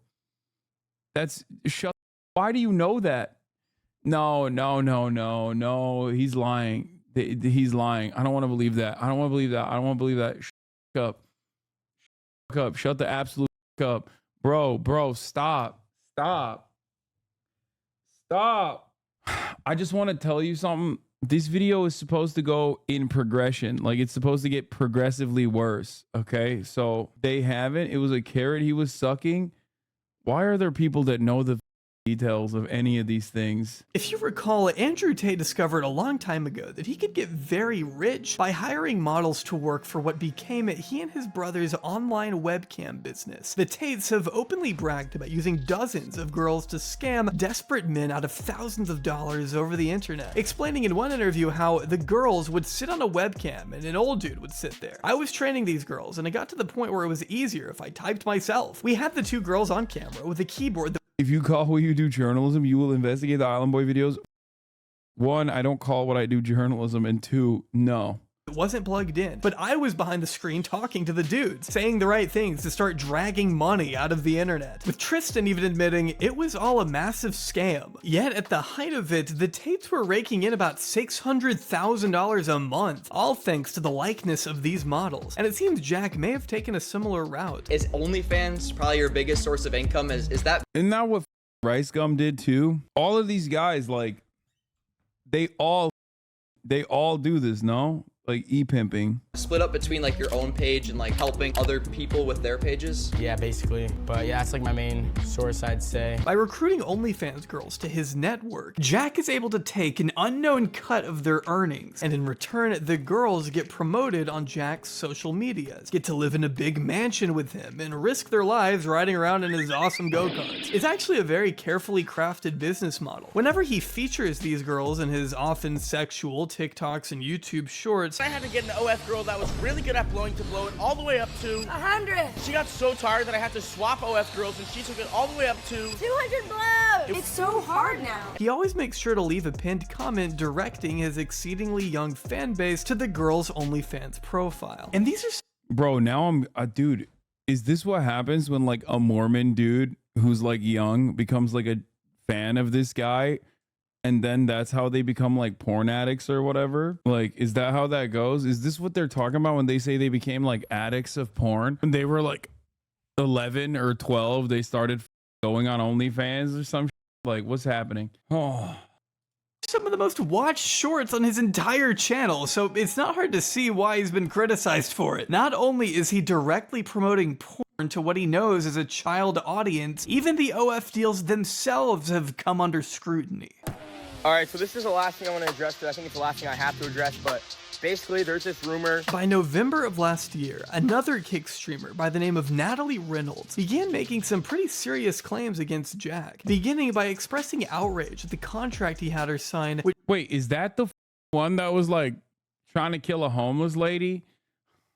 Why do I know any of this? Is that the chick who was like, yeah, she like paid a homeless woman to get drowned or something? I don't think she actually drowned, but bro, log off, you know too much. I just see like bits and pieces every now and then, and I don't like what I see, which but she says included no end date, before announcing days later that she would be terminating her OF contract with the scammer Jack Doherty. This kid has done nothing but take advantage of everyone around him. Disgusting. Adding stick to grooming minors, which is an insane thing to just tack on there at the end. She did follow up with, oh, by the way, that grooming thing ain't a joke, LOL. This girl was 17 and Jack waited months for her birthday to get her drunk and sign a contract on a yacht. This claim was echoed by another ex-member of Jack's circle, a dude by the name of Matthew JGL, who once worked as an editor for Jack and likes to credit himself as the guy who revived Jack Doherty's career when he was stuck at just 3 million subscribers. In an interview with The Asher Show, Matt goes so far as to name the alleged 17-year-old and insists that Jack intentionally hires younger candidates. They obviously go for like the youngest ones. Crazy one that they have, Claire. She was 17 and like we met her at Sway. Not even just Claire. He obviously just goes for the young girls. And Claire actually signed when she was drunk on a boat, and she's not allowed to drink. But she signed to him when she was drunk on a boat. He waits to get these drunk and make them sign their life away. Jack initially responded to Natalie's tweets with utter denial across the board, calling it the dumbest accusation ever and asking to stop giving this clout-chasing attention. Her whole account is a fan page for me, Sam, and Neon. Neon, it should be noted, also repeated these claims on a stream of his own, but apparently apologized for it behind the scenes, at least according to Jack. While Jack chalks most of Matt's behavior up to Matt being jealous of his success or whatever, Jack and his current girlfriend McKinley have both accused Matt of SA.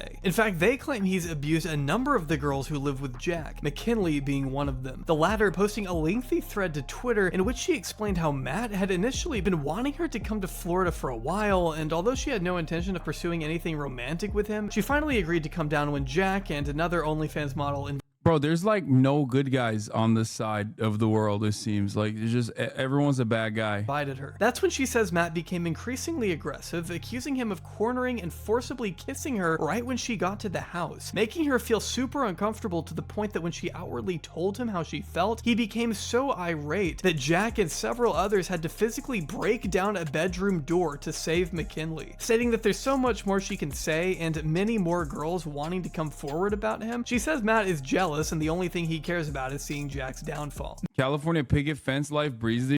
Bro, aren't all these dudes in Florida, I feel like? Matt responded by appearing on a podcast and showing a series of text messages between him and McKinley around the time of the alleged incident, insisting that she was actually into him. Matt doubles down on his assertion that their interactions were consensual, essentially claiming that McKinley would act super interested in him to his face, but turn around and tell Jack that he was scaring her. Yeah, and she literally made it where it was like, oh no, you're fine, keep doing what you're doing, like you're good, like I like you, whatever. And then she'll go to Jack and be like, please help me, he's scaring me, like But I'm so understanding. Eventually she like homie hopped to Jack and it just started getting weird at a point. Like she was making things weird. For the sake of time, we unfortunately can't get into all of the tiny details here, but I have linked the full podcast down below along with McKinley's statements and another testimony from a girl named Sammy who claims that she too was assaulted by Matt. In the room, in the guest room that you guys had, and he came to the room and he just like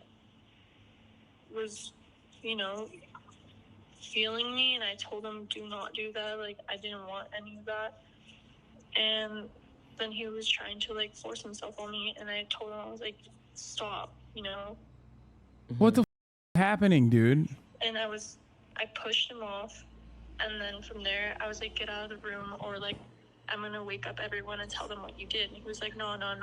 He's like, you wanted this, da da da da da. And I was like crying. I was like, I did not want this. He basically, Bro, this is like is everybody doing like their own version of Jeffrey Epstein? Like, is that what's going on? Like, I feel like there is society is just filled to the brim with like Jeffrey Epstein's at the top, and then Jeffrey Epstein's all the way down. And everyone is just trying to do their own little version of Jeffrey Epstein in their own little circles, you know?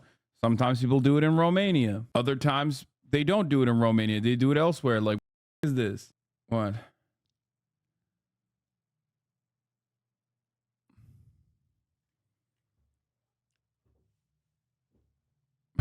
This is stupid. basically like tried to molest me. Like he was harassing me, and like I told him not to do that, and he was still doing that anyways. Jack tweeted this video out, along with alleging the first girl Matt sexually assaulted was a girl named Sammy at my first house in LA. And nobody wanted to believe her because we all thought Matt, our friend at the time, would never do something like that. But after I hired him a year later and he lived with me, the same thing and worse has happened over and over again, and I have multiple other girls ready to come forward about it. Which led to a lot of people in the replies saying, you let an alleged sexual predator live in your house because he was your friend? Jack, if that's true, you know how that makes you look, right? You're saying this happened over and over and one of the girls was underage? I mean, this isn't just some light Twitter drama, Jack. This is really serious if true. Though Matt has always maintained it never happened, that Jack is only now making it all up because Matt is exposing Jack's cheeks. A really weird phrasing there. Jack actually tried defending himself here by saying some people are mad I didn't talk about these allegations a year ago, but not everything is meant to be handled on the internet. He spent the last year of his life trying to make me look bad, and I've ignored it. And it's time people realize the person he is. But I mean, why would that time not have been a year ago? Are you not just admitting here that you only went after him when he came after you? There is no way your lawyer would approve of you saying this stuff, Jack. This looks awful. Matt also showed that Jack's ex-girlfriend Grace was on his side, though McKinley was quick to write her off as, quote, the dumb that's still in love with her boyfriend who just wants to break them up. Unsurprisingly, Keemstar threw himself in the mix, as it was only a matter of time, and slammed Matt for lying that he was being paid by Jack, which is obviously a wild claim for Matt to just make up, though at this point, Matt began going after Jack for things like spilling alcohol on him in the club, so it just kind of feels like we've lost the plot here. I mean, what does this have to do with anything? At one point, Matt even ended up admitting to sharing underwear with Jack when they used to be friends. So I kind of got the gist that she wanted to move on to Jack, so that's why I literally asked her, like, I can give you up to Jack if you really want that, and she don't. Why is Keemstar hanging out with 20-year-olds? He's nearly 50. You know why, bro. Come on. Down, and she said that she liked me, she didn't like Jack. Jack's not even her type. In my stance, it's super confusing. This girl's telling me one thing, and then I have Jack and Logan telling me that she's scared of me. At the end of the day, how the f am I supposed to know that this girl's not liking me when she's literally telling me to my face that I'm fine and I'm doing everything fine and everything? I was asking McKinley, like, what's good with her? Like, do you want to get with Jack? Because if so, we share underwear, we can share girls. Well, we shared underwear back in the day. Of course we shared girls. Just what? I hate everyone involved with this. Some of Jack's other claims against Matt include him abusing his own dog, being so disruptive and scary that they had to call the cops on him one time, with someone named the Kick Joker posting what looks to be the official police report from March of last year. Matt's only response to this was, what happens when your own friend calls the police on you? He was complaining to the cop, trying to get me arrested for nothing. I'm not exactly sure what nothing means in this scenario. I wish he would delve a little further into that. We had to call the cops on him once because he threatened to kill 2 of the girls and threatened to kill himself, and he beat the shit out of his dog that day. Body slamming his dog, punching the out of him. Me and my friend Logan literally were about it. These is teenagers, dog. Bro, what are you talking about? These guys are all like, most of these dudes are over the age of 20. Okay, I think he's like 21, 22 or something. Like they're not like, they look a certain way, so you assume that they're like, he looks like he's like 16 and he acts like he's 12, but he's actually 20, I think, or 21. I thought he was 20. But the cops were there, The cops got there. It was an insane night. So much down. And if this guy really wants to start, I have so much dirt against him, bro. We have all the girls ready to come forward about you, bro. This guy, I like that this guy is just like holding on to like criminal information as like a weapon. Like what is, what do you mean? You are harboring a criminal and potentially aiding and abetting a crime. And like what, and treating this as like a weapon or like a nuke for cancellation. You're a piece of no girl ever wants you. Jack also provided this insane clip of Matt going absolutely ballistic, screaming slurs left and right, and supposedly being abusive to the girls who were there. I'm a winner. I don't give a I'm done with I'm gonna do whatever the win. I'm gonna fucking get to the top, and when I'm there, I'm gonna say everything. I'm a winner. I win. I'm not a fucking loser. I'm a fucking winner. All I do is fucking win. That's all I fucking know how to do. With $500 in his bank account. We're all that niggas. We all know what the fuck we do. So we just stop fucking around and do things. Fuck this place. Fuck this fans lost bullshit. Fuck fucking midgets. Fuck that shit. But Matt has only doubled down on this clip, stating there were no girls being abused or threatened, and that he was only venting about someone asking him to do OF, which doesn't. Bro, every single dude in every single clip is drinking Prime. Okay, this is not like related to the accusations nor the content that we're watching. It's just something that I've noticed, and I find it to be very strange. Aligned with his Christian values. But I guess screaming the N-word over and over does? So I'm here to explain the video of the black screen. It was Everybody has a Tesla, everybody drinks Prime. Those are the two common things. recorded by this girl that was in the other room, and I just got off a call with someone that was trying to get me to do like OF stuff and whatnot, and like they were like telling me stuff about my morals, and I just feel like the OF stuff's wrong, and it's not something that God would want. Listen to it again, listen to that video again, and really listen to my words. I only win, What? so understand it, listen to it however many times you need to, and just understand that I always win. So, yeah. It's also worth noting that Claire, the girl who Matt says was drunk when she signed with Jack, liked McKinley's original thread and has gone back and forth with Matt herself, claiming he forcibly kissed her as well, though Matt replied by stating this was consensual and that Claire had the timeline wrong, posting additional screenshots that seem to show Claire being friendly with him after the alleged assault would have taken place. Claire's explanation for this is that she was only trying to be nice to Matt in spite of what happened and wanted to give him a second chance. Now, I know I just threw a lot at you there. These are some very serious allegations being made on both sides, with an unfortunate lack of proof to go along with most of it. It's kind of hard for me to trust Matt. Not only are there so many girls who have now stepped forward about him, but he definitely seems unhinged from the audio we've heard. And we already know he lied about Keemstar being on Jack's payroll, so his credibility isn't the best in my eyes right now. But that wouldn't mean Jack isn't signing these girls to unfavorable deals. I mean, here he is saying he's only going to pay McKinley $3,000 of her OnlyFans earnings in these leaked messages with Matt, but it sort of just reads as a crude joke, and I have no real idea as to what percentage he's actually taking. Neither side has offered any evidence to definitively prove what these splits are. So show me what it says in the contract. These guys are the same people who call girls.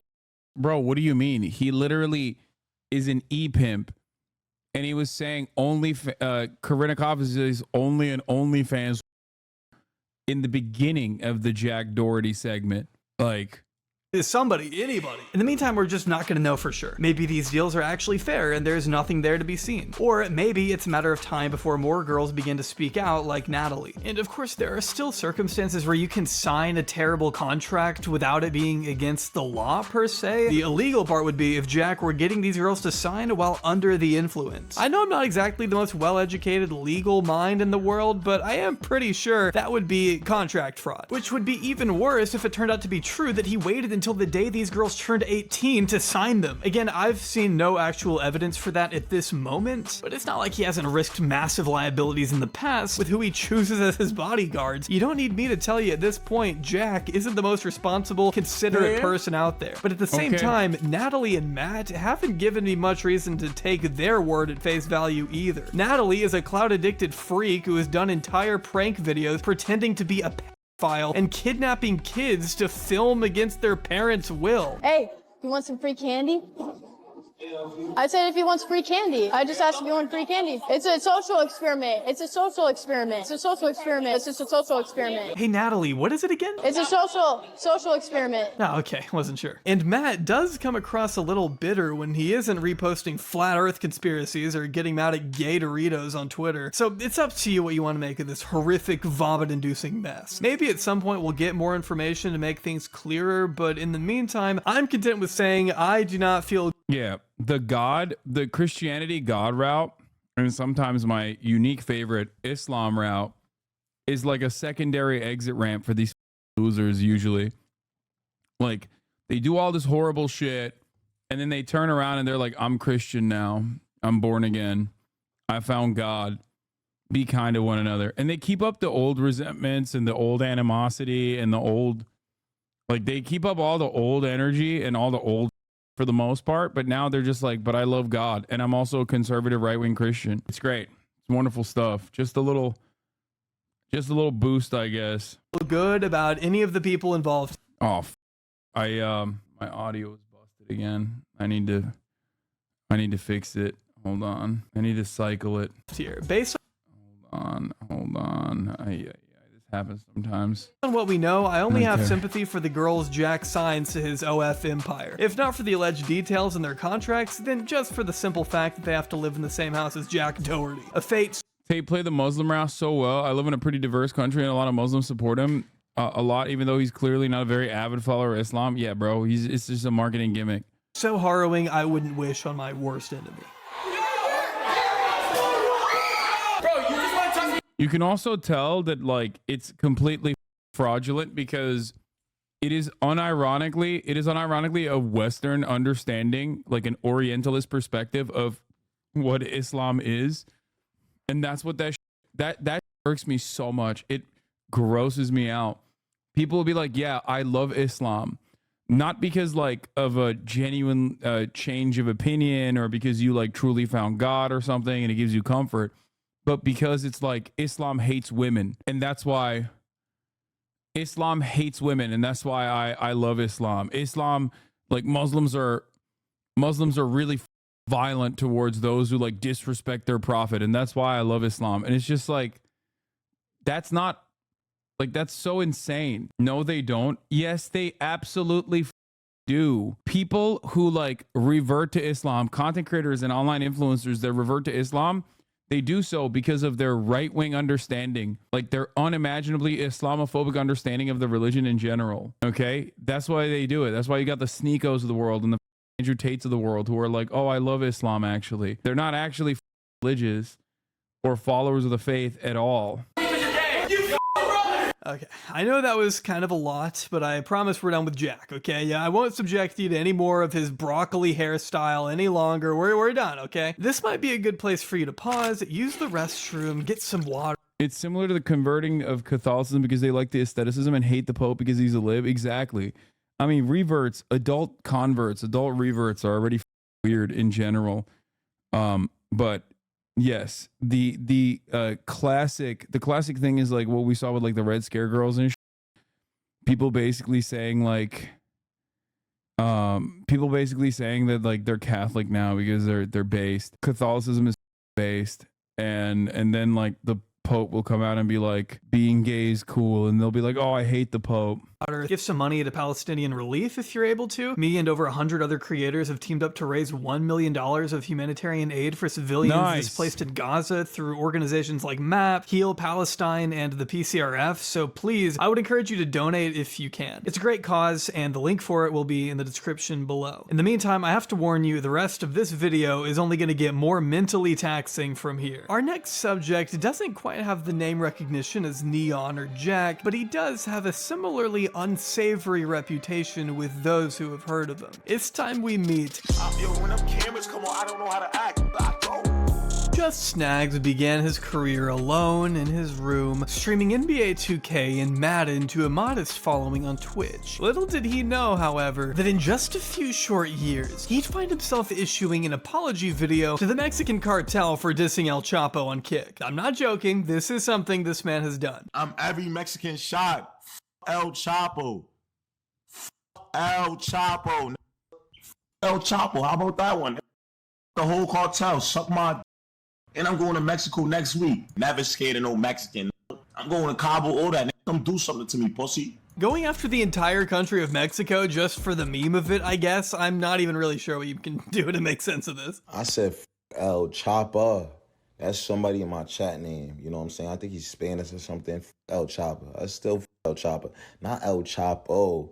You know what I'm saying? You know, I just want to apologize, you know, to all the Mexican people. I love Mexican. I would love to get on the phone with El Chapo and him tell me that me and him is good, you know? El Chapo, I would love to be part of the cartel and work for you, big dog. You know? So how did we get to this point where Snags is quite literally afraid to walk around in public in fear of the cartel turning him into Tortuga from Breaking Bad? Well, Snags doesn't call himself Mr. Do Anything to Go Viral, Mr. See Red, and Mr. Promote the Violence for nothing. Snags is serious when he says he will do anything for the content. And that could be anything from trying to give himself a hemothorax by beating his chest for hours on end until it turns red and purple. I'm not exactly sure why he does this, but it does seem to leave an impression on his fans. I love her, baby. Rippy, Nazi, Those same fans who don't seem to be over the age of 9, but also like to hear him say stuff like this, I guess. I want them to put their boot on my neck like George Floyd, you heard? I want to cop today, you feel me? I want to cop the stand on my neck today. That's my goal, man. I mean, most of his content consists of what I just showed you, along with dissing members of the New York drill scene, something that I don't even think his elementary school viewers could comprehend, but maybe that's beside the point. Hey, you a ride, stop riding. I can't wait till I can see that little swag. I swear these on each and setting. Snags is pretty indiscriminate when it comes to choosing his enemies. Those enemies include, but are not limited to, other streamers. Them Yeezys, I'm beating you out them Yeezys and that fake ass clothing. I don't care how many security you got with you. Members of the LGBTQ community. I'm gonna beat the shit out your ass. I'm every shot, I don't care. Go. Ah, suck your dick. What? Come here. What? Stop. Pussy. And of course, anyone unlucky enough to encounter him in public. As evident by the way he threatens random mall goers and tells his chat he's looking for someone to beat up. I hate that beard. I hate that beard. I'm on that. Let me grab that head. I'm on that. Bro, what is happening? What the actual is going on? Bro, this is just like mental illness, I think. Like, what's the only difference between this dude and like the dude down the street from my house that like serially masturbates in public is that one of them has a camera on him while they're doing this type of shit. Like, it's the same exact activity. I'm not even joking. Like, he's just streaming it. I think that's the major difference. There's something to be said about a lot of content creators that like, look, a lot of content creators also lean into the stereotypical, ultimately the, majority of the audiences in NA and in the West are white teenagers.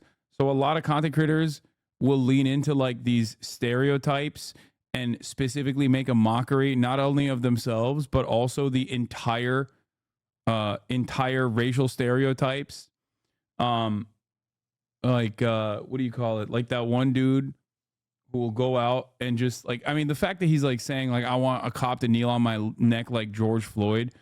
It's just like it's like a modern minstrel show. You know what I mean? That's all that's basically what this is just like trying to get, the gorilla dude who like literally used to call himself, I think, the gorilla or something. And then he had to change his name because everybody was yelling at him.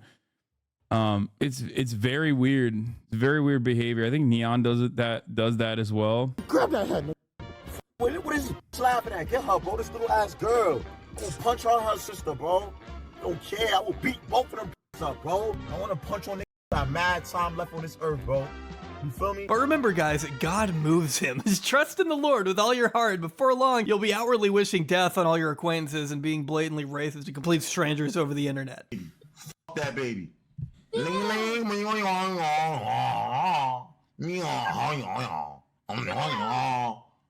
Two animated characters. I don't care.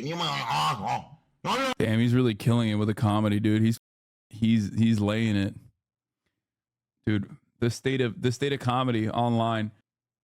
Yeah, I don't think that Yeah, Lee's racist kick streamer. in the Bible. But if this format looks familiar to you, it's because Snags is using the same Omegle alternative site Monkey that RiotLol used to obtain CP for his Discord server. Over the past year or so, Monkey has been kind of the default place to go for quick and easy content, especially if you're an up-and-coming creator looking to make some viral, epic moments. But you gotta keep in mind the moral compasses of these new age streamers are pretty much non-existent, meaning their interactions can devolve into pure debauchery in a moment's notice. That f***ing deadass inbred you.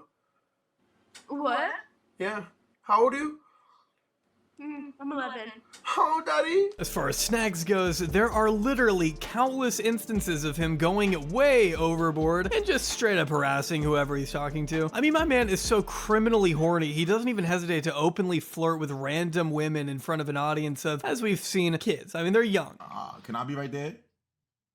Can I be right there? Between your legs? Let me see something. Yeah, let me see something. Yeah, I will punish that little no funny shit. That's for me. That's for me right there. That's for me. That's for me. That's for me. You got an Instagram? But then again, it's not like Snags has ever stopped himself from including literal children in his quest to go viral, resorting to sexually harassing a 14-year-old girl in this disgusting and infamous clip. Can I play with that little 8th grade play?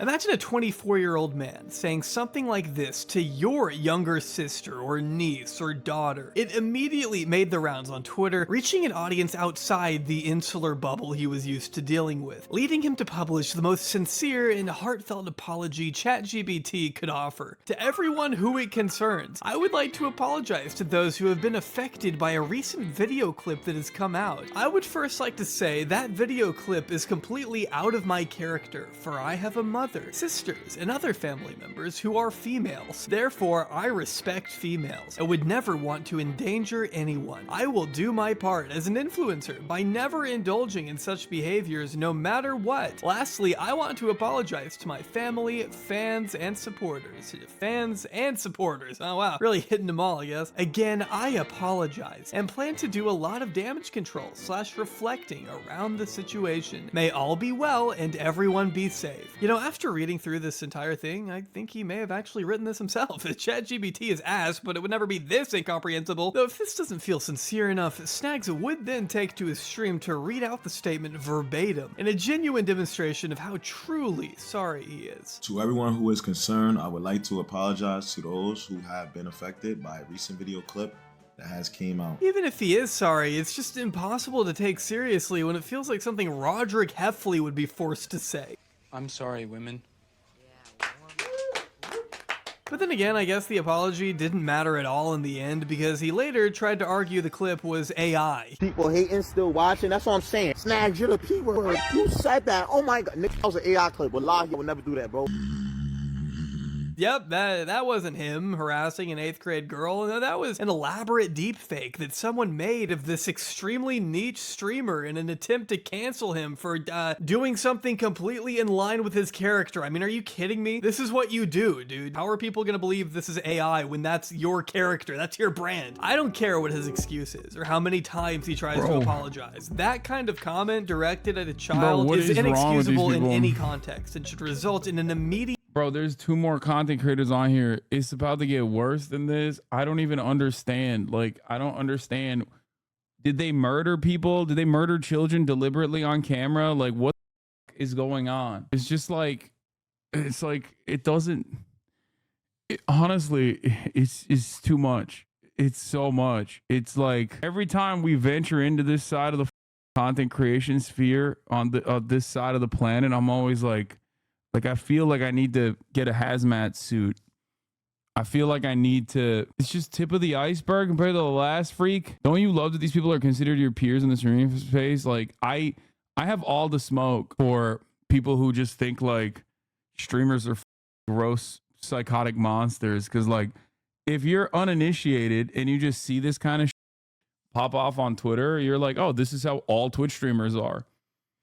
You know what I mean? But yeah, remember guys, I bought a house for myself and my family to live in and a nice car. immediate ban, no questions asked. But then again, this is Kick. And Snags wasn't quite done with his reign of terror just yet. He had things to do, events to promote, like boxing. It's MMA, it's grabbing all type of shit.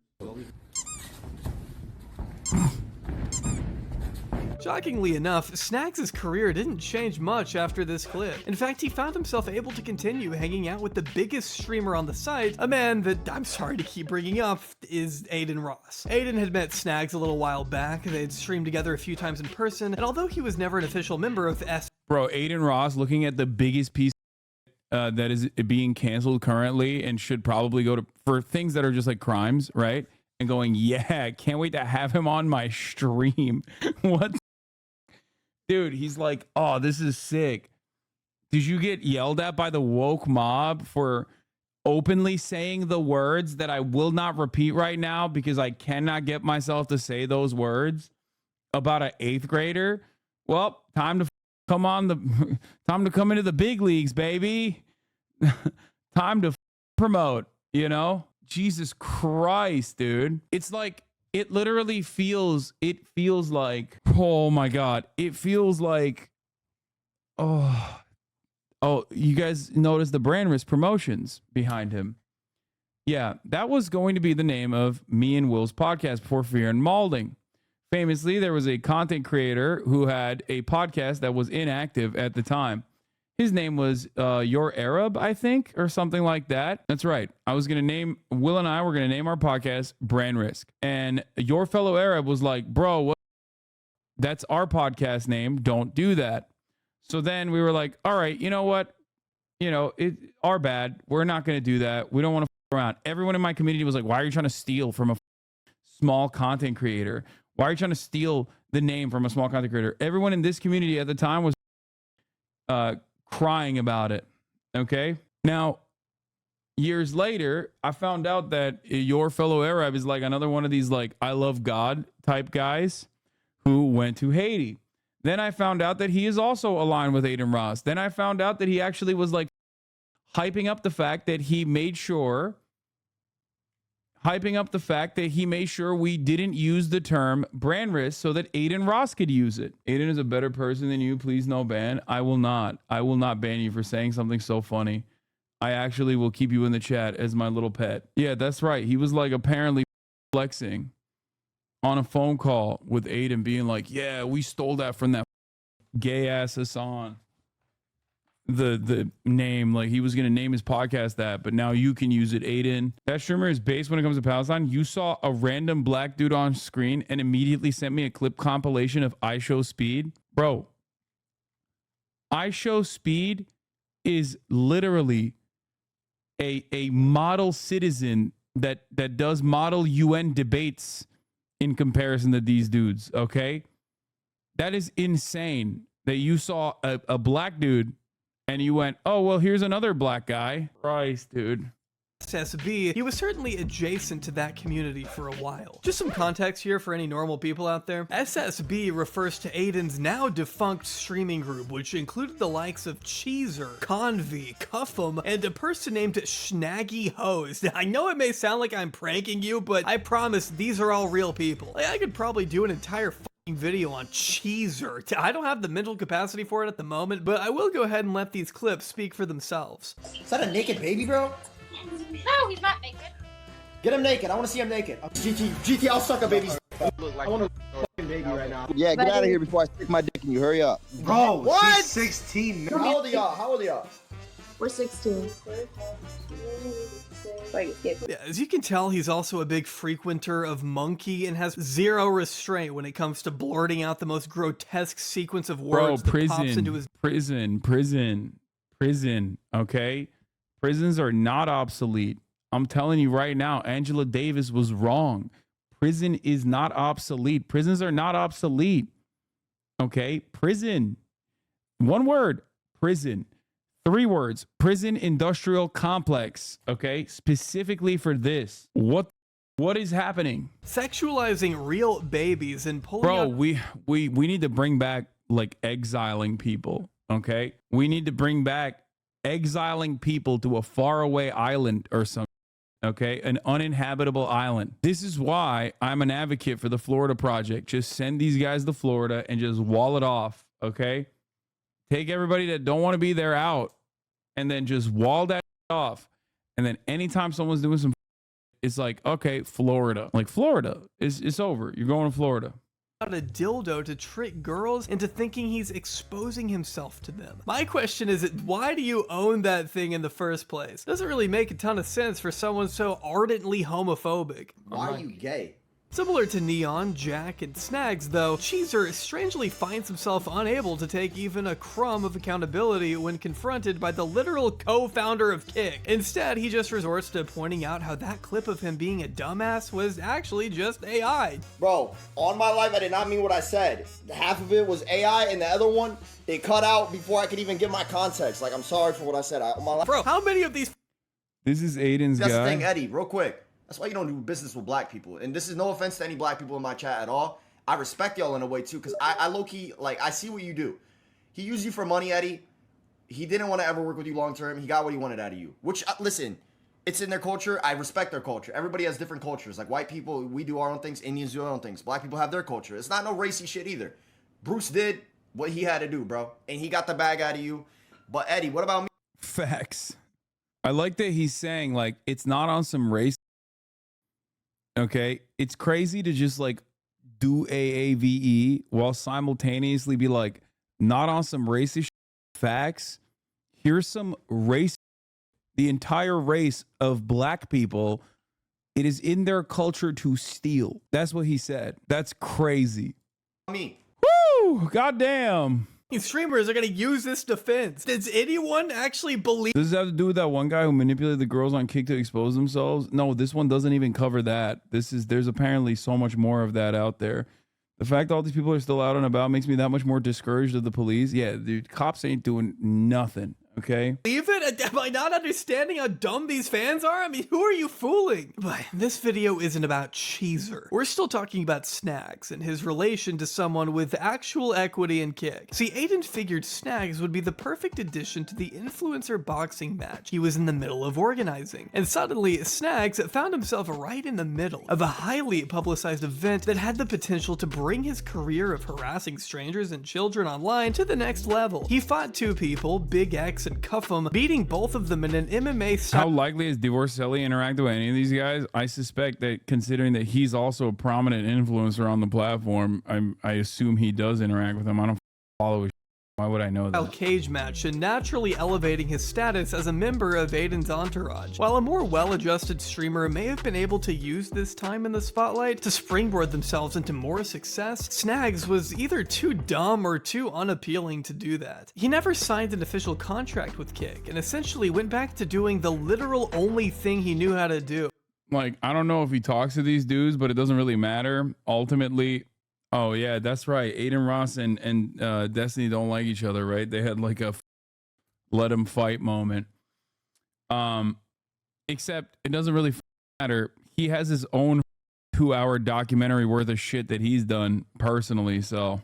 Making an ass out of himself on video chat. But instead of sexually harassing a teenager, this time Snags decided he was going to take aim at the deaf community. It's about time someone. I like that guy said it's funny to be racist, and then immediately says some anti-Semitic. He's like, Aiden Jew Ross. Okay, bro, this ain't Kick, big dog. You will get banned here. Okay, you can't just fly around saying some idiotic. He still made you. Who the f talking about? Puts those guys in their place. Stop speaking sign language. All that silent. Bro, you deaf? I am actually deaf. No, you're not. No, you do not, bro. Don't be with. Oh, shit, my fault. I'm going to have. Yeah, they going. Of course, some have pointed out that Snags didn't know this girl was deaf until after he had made his remarks, but that doesn't really make it any better because the rest of the clip is just him relentlessly bashing her appearance for no reason whatsoever. You not bad enough. Your nose, you got the beak on you. You look like you stink. Your hair look mad rough. Like, comb your hair a little bit. Yeah, you. And your lips. Why are you so mean? You dumb Look, your lips look mad dry, your hands is mad fat. Again, very Christian move. This is another clip that happened to make the rounds with Dexerto, Drama Alert, Scuba Ryan, Clout Farms on Twitter, and before long it even got picked up by the world's youngest flexer herself, Lil Tay. Imagine making fun of someone for something they can't control, all while being a pedophile at the same time, even including the original clip of Snags with the 8th grader, who in their right mind sets up the camera, starts a stream on Twitch, goes on Monkey, and says this to girls my age. Can I play with that little 8th grade, please? Pretty valid point there, I would have to say. Kinda hard to argue with anyone who might want to label him a pedophile when he's got clips like these floating around, but Snags was pretty quick to respond, defending his good name by going ahead and proving the exact point Lil Tay set out to make. Come to SB Island, Lil Tay. Let me show you around FD Island. Man, how do you expect to beat allegations by telling another 14-year-old you're going to take them to Epstein's Island? And he does not let up. Tunnels. I want you to take the tunnel entry. You know, take the tunnel entry. Whatever happened to respecting and not endangering females, Snags? And don't tell me you didn't mean what you wrote in that apology. Snags repeatedly threatened. Yeah, I don't get it. He has female mother and a female sister and a female niece. This is shocking to me. Lil Tay with physical violence, saying he's gonna woo walk on her grave after he crushes her skull, all while his own chat is spamming things like, she's a minor, she's 16, stop now. Like, how ignorant do you have to be, man? Streamer Just Snags violates Lil Tay. Yeah, I don't know if that's the word I would use. He's out here harassing a child like a job because it practically is his job, which I did do some further digging and found this clip of his community raiding Lil Tay's Discord, spamming it with even more threatening messages and reposting it on a fan account as if it's something to brag about. Surprisingly enough, Snags did end up being hit with what was meant to be a 1-month ban, either for the clip with him and the deaf girl, the clip of him threatening the middle schooler, or the clips of him threatening other middle schoolers. Honestly, it's pretty hard to keep track at a certain point. The bottom line was Snags reached an achievement that so few streamers do. Managed to get banned from Kick for a pretty lengthy period of time. And while I'm sure the average person would consider some form of action pretty well deserved considering what he said, not everyone agreed. I just believe that we gotta just let some certain fly, you know, and I really stand for my people, bro, and I stand for this platform. So, you know, I worked out with Eddie. Eddie literally told me, he said, yo, I'm gonna unban Snags. It could be 48 hours, so Snags would be. Thank God, bro. That's right, dude. You gotta let certain fly, like telling a 14-year-old that you're gonna take him to Epstein Island after they correctly called you a file. Stand on business, Aiden. Be unbanned, and I'm gonna unban some other people that have been like indefinitely suspended or permanently suspended because I don't believe in that shit, bro.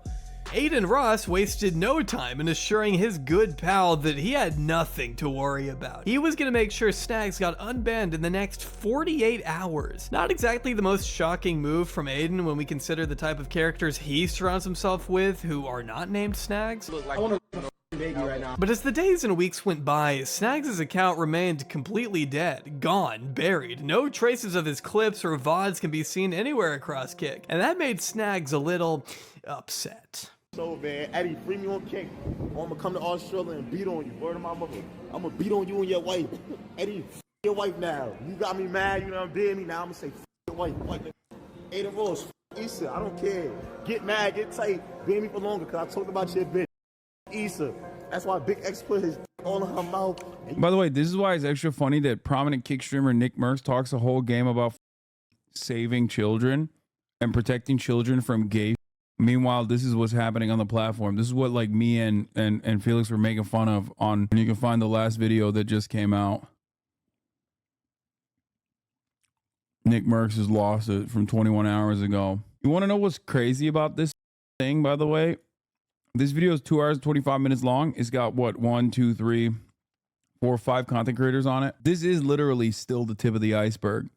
There is at least one prominent CP distributor that aubrey mentioned but didn't do a video on because there's another video on it.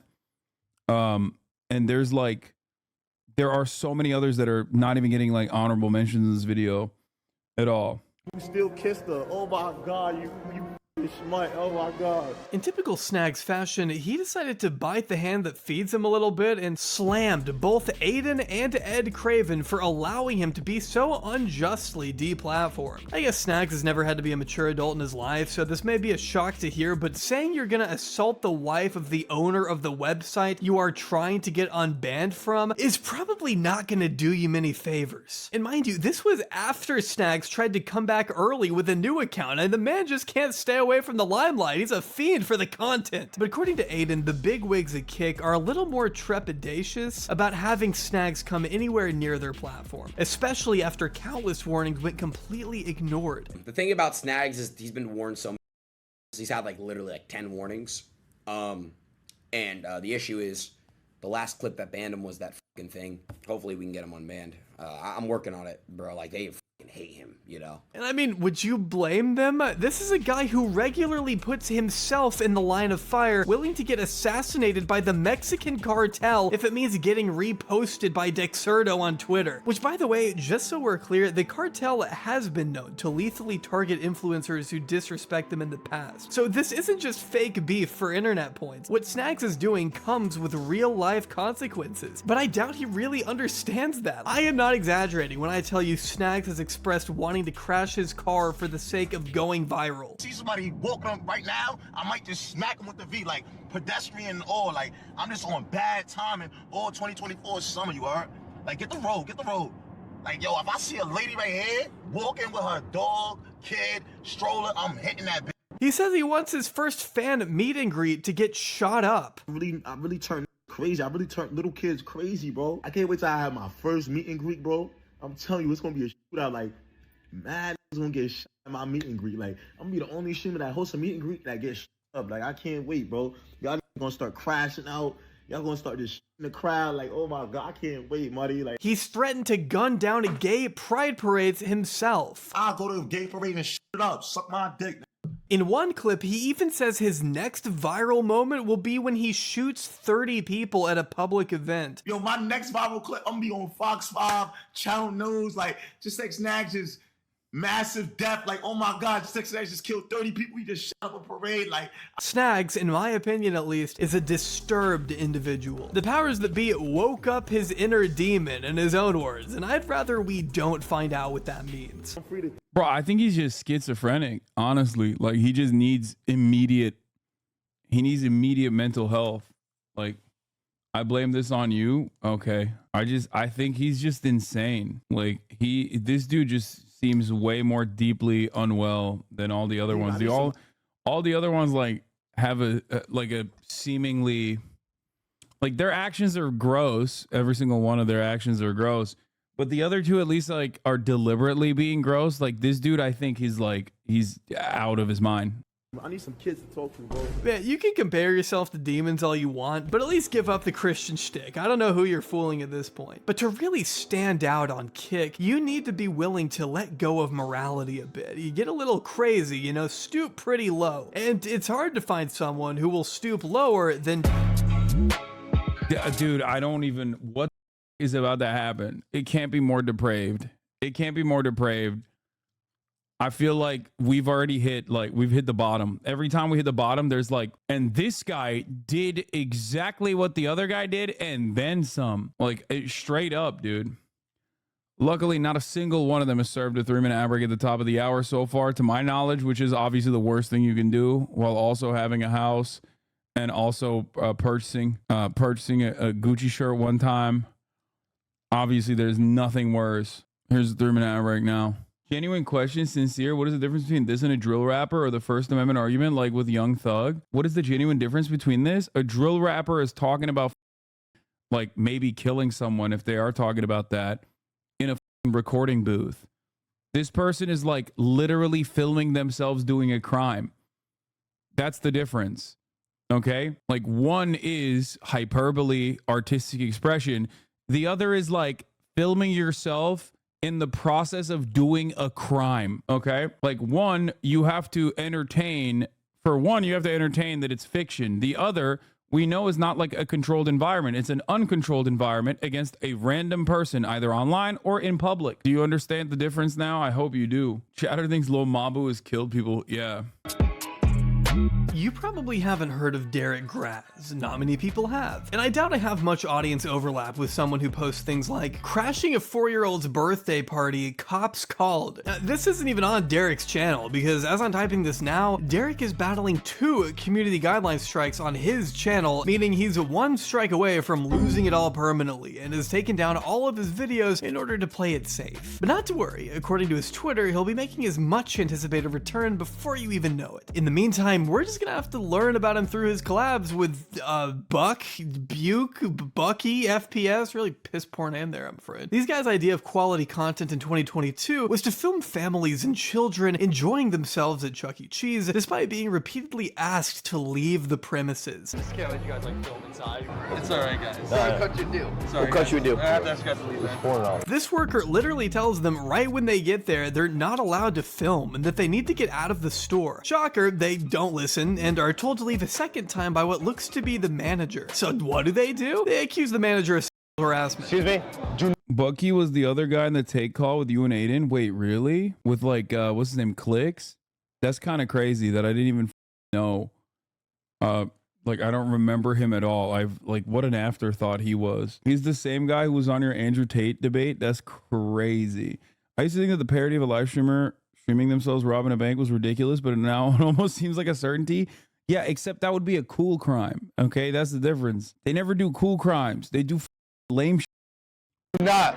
That is sexual assault. Sexual assault. They're just trying to say whatever they can to cause the most commotion. Luckily, nobody around them really seems to care, though they do make sure to repeatedly assure the employees that they aren't filming. He's not recording. It's a camera lens so you can see. Yeah. No, he has seizures and stuff. Why is he pointing at me?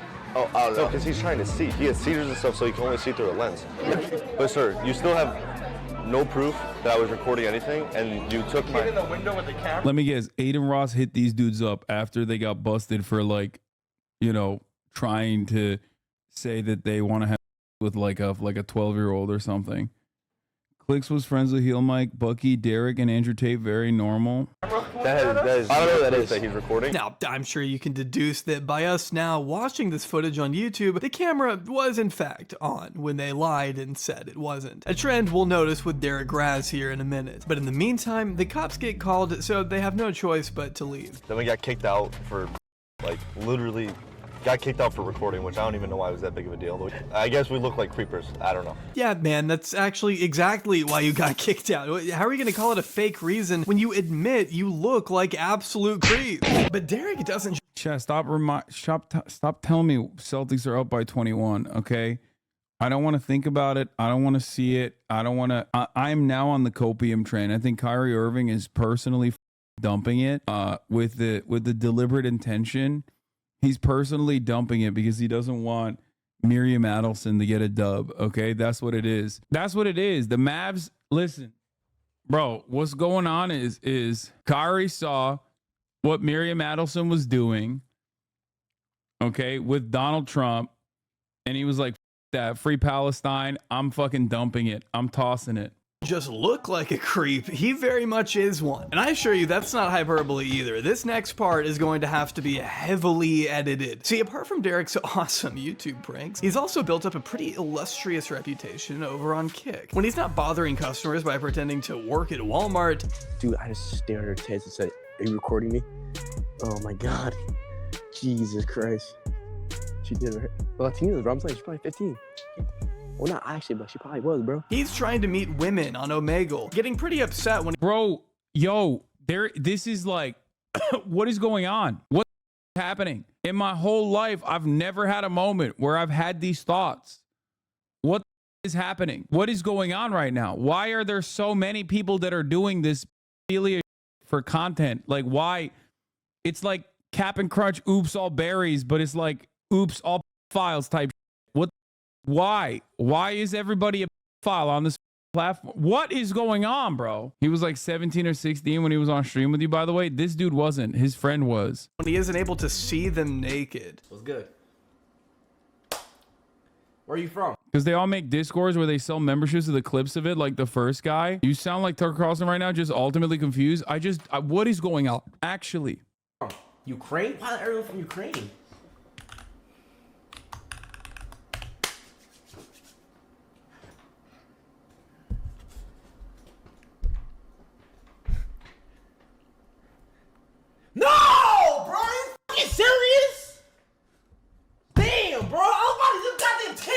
You may have noticed Derek didn't even ask the age of this woman before firing off the word in the chat and panting like a dog. I'm censoring her for this video, but just know she didn't look particularly old to me. And that's just half the problem. Derek asked this random girl to expose herself to his chat without her having any clue that she was on stream in front of 1,000 people on Kick. Thank God it timed out before anything worse could happen, though he sure doesn't hesitate to find the next available campsite to quench his unending thirst. Bro, I'm not paying for that shit. Hook it up, made easy. What is this?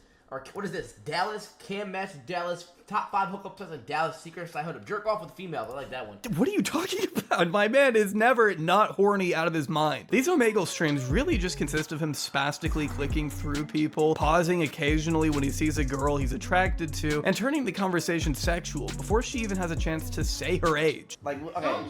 So what do you mean by not be weird? Like, don't try hard. Like, I'm trying to be myself. Nah, I'm not gonna lie, you got some nice ass lips. I'm gonna shove my back of your throat. Hold on, wait. Yo, how old are you? How old are you? Here's a clip of him straight up telling her not to answer that question. Shit. You got nice boxers. my SpongeBob boxes. Yeah. Wait, how old are you? Don't even actually answer the question. How old are you? I'm 16. How old are you? Guess. 14? 15? Damn, that's perfect. You can stand up. Nah, I'm playing. I'm sorry, Derek, but 15 is not perfect when you're an 18, almost 19-year-old man out of high school making girls uncomfortable online. Here you can see Derek thrusting his pelvic region at a girl who he discovers later is 15, only after he spent 30 straight seconds pretending to have sex with her. Yo, how old are you? How old are you? How old are you? How old are you? How old are you? 15. 15! I'm going to jail. Yeah, man, you might be. Though then again, I don't know why he even bothers. It's not like the pesky age of consent law has ever stopped him from just trying to get nudes in the past. Can you show me your titties? Okay, why not? I'm because I never because I want to just see, I just want to see them. How to see them or not. Wait, how old are you? There will be Netflix documentaries made by this down the line about a website that was so illegal that no one understood how it was around for the period of time that it was around. This is Netflix tier, HBO docuseries, all the victims get together, do a class action lawsuit. What would happen if you took everyone that is banned from every other platform and just put them into a live streaming situation where you told them there's no holds barred, you know what I mean? No rules, no restrictions, no nothing. Go off, kings and queens, go wild, do whatever the you want. This is bro, back in the day, this was the dark side of the internet. Now, not so much. Do you understand what I'm saying? It's there is a 4chanification of content online. I've talked about this a little bit about TikTok and how people use terms even looks maxing, a lot of the PUA, red pill, incel terminology is now mass adopted, mass used. And I feel this is the other side of it. It's just basically 4chan, uninterrupted, unrestricted, let loose as a streaming website. I'm 24. How old are you? 15. So can I see him or not? Or here, where he's ecstatic to find out this young girl is only a short drive away from where he is. Never mind the fact that she's 15, why should that stop them from meeting up in person? You're hot too, How old are you? 15. Why? 15? What state are you from? Texas. Texas? Yeah. Wait, we're in Texas. We're in Texas. Dallas, Texas. You're in Dallas? Mm-hmm. Oh! Hold on, wait. Let me see. Wait. Age of consent in Texas. Let me see what's going on here. Wait 1 sec. 17? You're the first person I ever met in Texas, so let me get your Snapchat. I'm in Dallas too. You can pull up or something tonight. Here. You can get mine and hers. No, just here. I don't know how else to describe it other than straight up predatory. I mean, you are a danger. Bro, it's so funny because this website also features another perma-banned content creator, Vitali, who sets up these Chris Hansen style To Catch a Predator ass things, And I don't understand how both of these things can exist on the same platform. Obviously, he does like a lot of weird on his own, even on the To Catch a Predator style streams that he sets up. But like half of the lineup on the platform, just like look up or look down on the user list and you can catch a predator, bro. What the is going on? To the children and just the women in general on these sites. Bro, your dick is not that big, little boy. Let me see it. Let me see it. Let me see it. Let me see it. Let me see it. Hang on, let me see it. Let me see it, because you capping. Not you dead ass capping. Let me see it. Hey, this is my cat. I know. Huh? Alright, yeah, this is my home room. Yeah, that's my room too. I didn't ask for your room, bro. I said let me see your dick. Here he is asking an 11-year-old boy extremely sexually charged questions, like if he's ever had sex, ever masturbated, gotten an erection. I mean, he just keeps going. You get now. Vitaly just does it for clout and money, which is pretty sick for a serious thing. Dude, that's what all the... Most of those pedo hunter content channels are just like run by psychos themselves. That's why there's like famous meme on Twitter where it was like, oh, we got another file, and it was like, I don't know who's file in this picture. Like, you have to describe to me, like, who is the actual person, who is the predator, who's the one who caught the predator. I'm actually shocked. I thought Vitaly like went to prison, didn't he? Like, I must be misremembering. You know, like I literally wasn't he supposed to go to jail or some shit? What? You get No. nah. No. Okay, wait. So how old are you?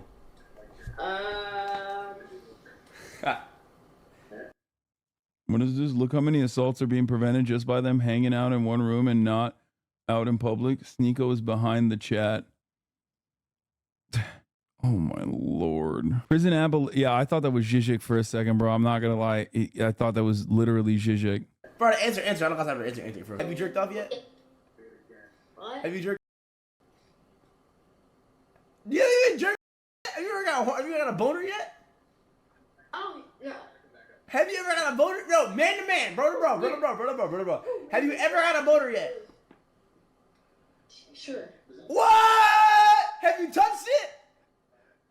What? There are no words for this at all, man. I mean, what do you even expect me to say here? Even this 11-year-old kid is visibly taken aback at how this conversation is going. I cannot even begin to imagine if someone spoke like this to my child, even as a joke. Derek shows absolutely no constraint in any of these streams because he probably thinks it won't leave the small insular bubble that is his community. Some of these VODs only have a couple hundred views and 4 likes. I mean, he probably feels like he can get away with anything. Here's the co-founder of Kick, Trainwrecks TV, donating $5,000 to Derek because of how promising of a content creator he is, I guess. I know.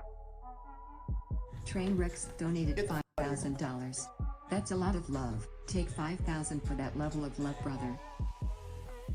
I'm gonna be nice here and give Train the extreme benefit of the doubt and say that he probably didn't know what an absolute freak Derek was at the time this donation was made. But that's why it's incredibly crucial to be aware of who these creators are and what they're doing on your young up-and-coming platform. So then you don't look bad when the guy you made $5,000 richer turns out to be unironically preying on teenagers. See, Derek also had these little quote-unquote secret streams he liked to do from time to time. Being the silly, goofy prankster he is, Derek devised a brilliant idea to invite Tinder girls over to his apartment and try to have sex with them on camera in front of 1,000 live viewers. What? And to make it even... What are you what?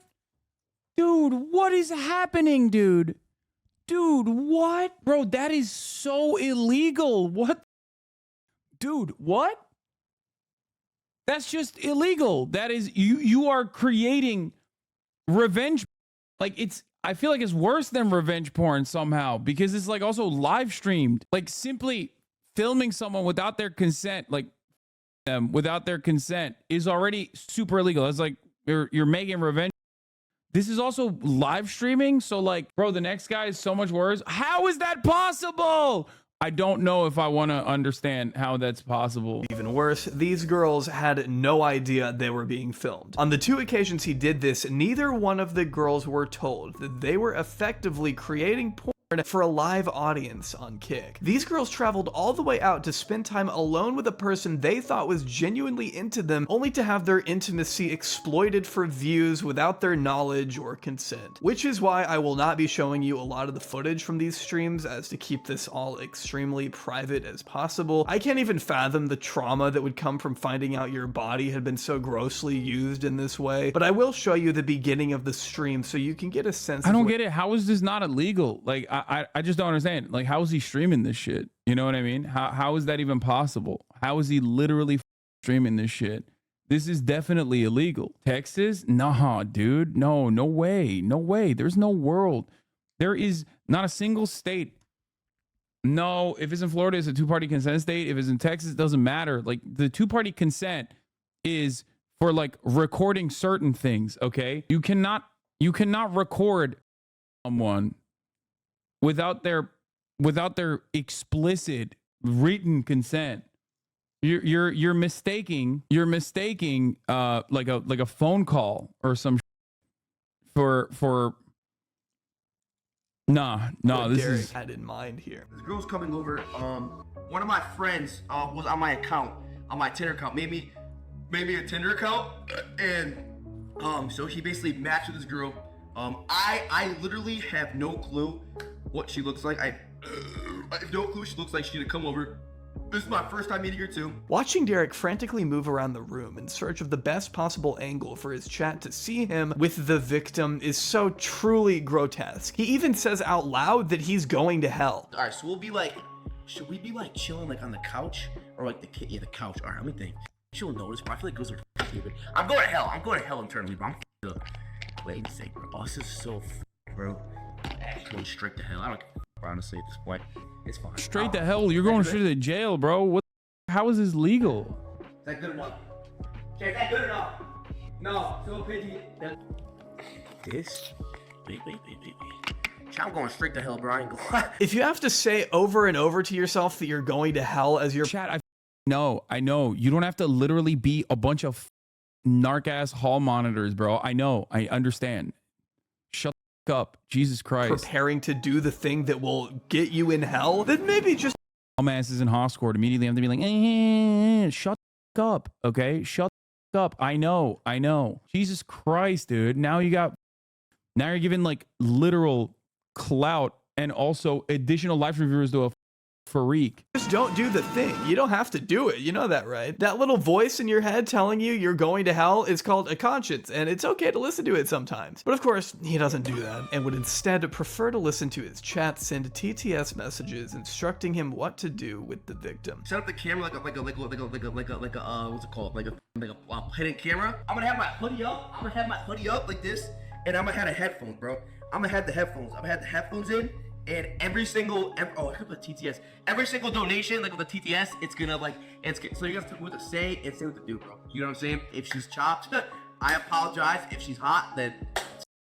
He's not exactly hiding any of this. He's pretty upfront about what he's doing, despite that stupid, smug little wink he gives the camera as he tries to say the girls are all in on it and it's all fake. She's coming. I'm gonna set the camera up. She knows it's a skit. It's a script. She does know I'm streaming.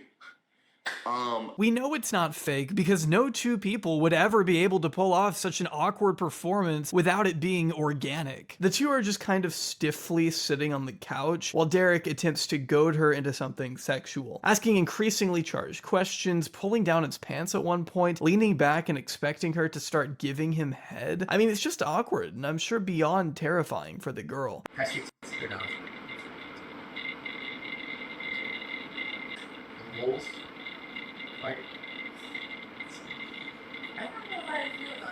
After he asks her to undress for the millionth time, she finally calls an Uber. This sets Derek over the edge as he instantly becomes more aggressive. His voice becomes louder and the questions get more inappropriate. Ubering? Yes. Why? Because. All right. He eventually points the camera away as things become more sexual, but he does make sure to ask her to be louder. Can you get more voice up over there? I like the voice.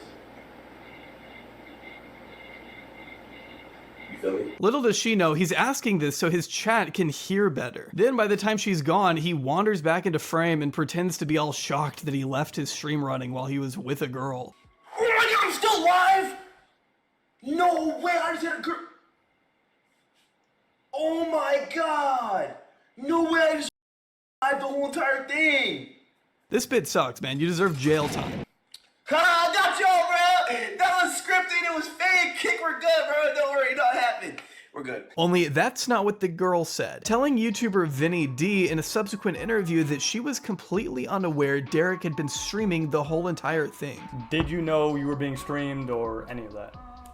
No, I did not know. She goes on to further detail all the ways he continued to harass her after she left, calling her unprovoked upwards of 4 times right when she got in the Uber, and getting super aggressive after she called him weird. Even saying she wanted to press charges but didn't know exactly how to navigate that. When I tried to leave, I don't know if you noticed, but he called me and screamed at me. Like, he called my phone when I was sitting outside. And he screamed at you? He was so mad. He was so mad at me. He was like, why did you leave? I said, because you're f***ing weird, leave me alone. And then he kept calling me, so I answered.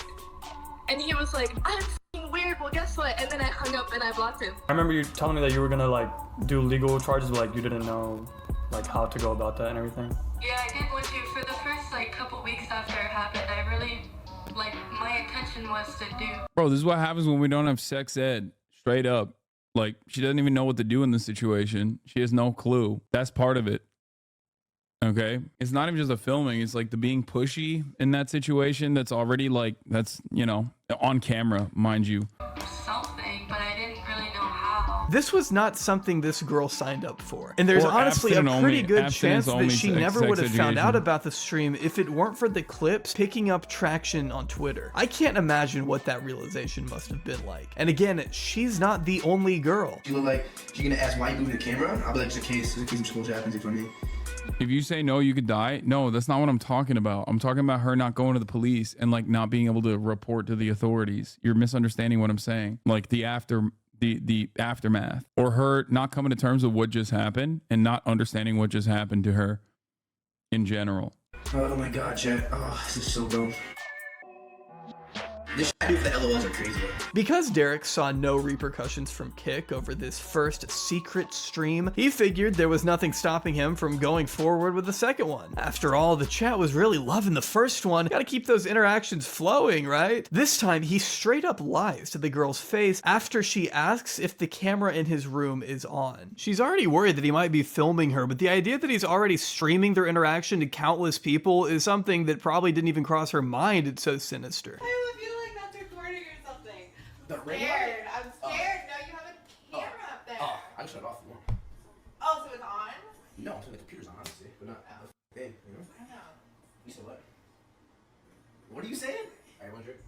Derek's able to lie here and calm her nerves at the beginning, which only leads her to a false sense of security. She feels like she can be vulnerable to this man because he's being so personable to her face, but it's all a depraved act so he can hopefully get a viral moment out of the night. At one point, she even feels safe enough to change clothes in his room, as long as he turns the other way, which tells me that she still had her reservations for being there and couldn't fathom the possibility of hundreds of people watching her change. Derek is kind of covering her up during this part, but if you read the chat, everyone is in there still watching it very carefully to see if anything shows. The whole stream is a nauseating breach of privacy and a complete disregard for laws and morality. I hope this girl is able to sue Derek for everything he's worth. He lied to her about the camera being off. I mean, you can't do that and expect there to be no consequences. Believe it or not though, Derek did face some mild consequences for these streams eventually, okay? It didn't happen immediately. It took some time, but I guess Kick finally got the memo that, hey, Derek Grass, the guy who recorded those women without their knowledge, yeah, you should probably be banned. So the second his actions had any impact on his bottom line, I guess Derek decided to finally address the situation, which he did recently in a 30-minute video titled "A Kick Streamer Who Has Been Falsely Accused." The streamer in question, of course, being him. He also just ripped this thumbnail straight from the Asher show, who had called him out for this behavior just a couple weeks prior. Not sure Derek's thought process behind that one. And before we dive into the video itself, I think the description might give you an idea of where this is going. I am a 19- That's so funny, bro. That's crazy.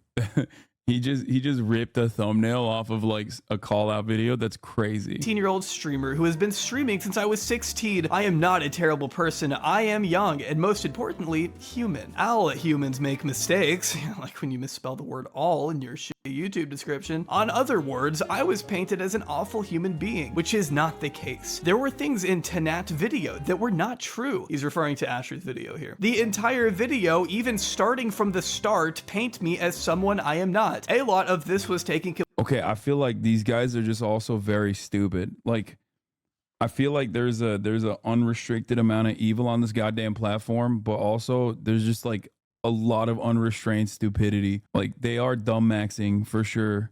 I think like a lot of their behavior after the fact, after they're like, hey, you shouldn't do this. This is like really up. Like the fact that nobody told him like, don't do this. This is illegal and like really gross. Why would you do this? And he's like, nah, f that, dog.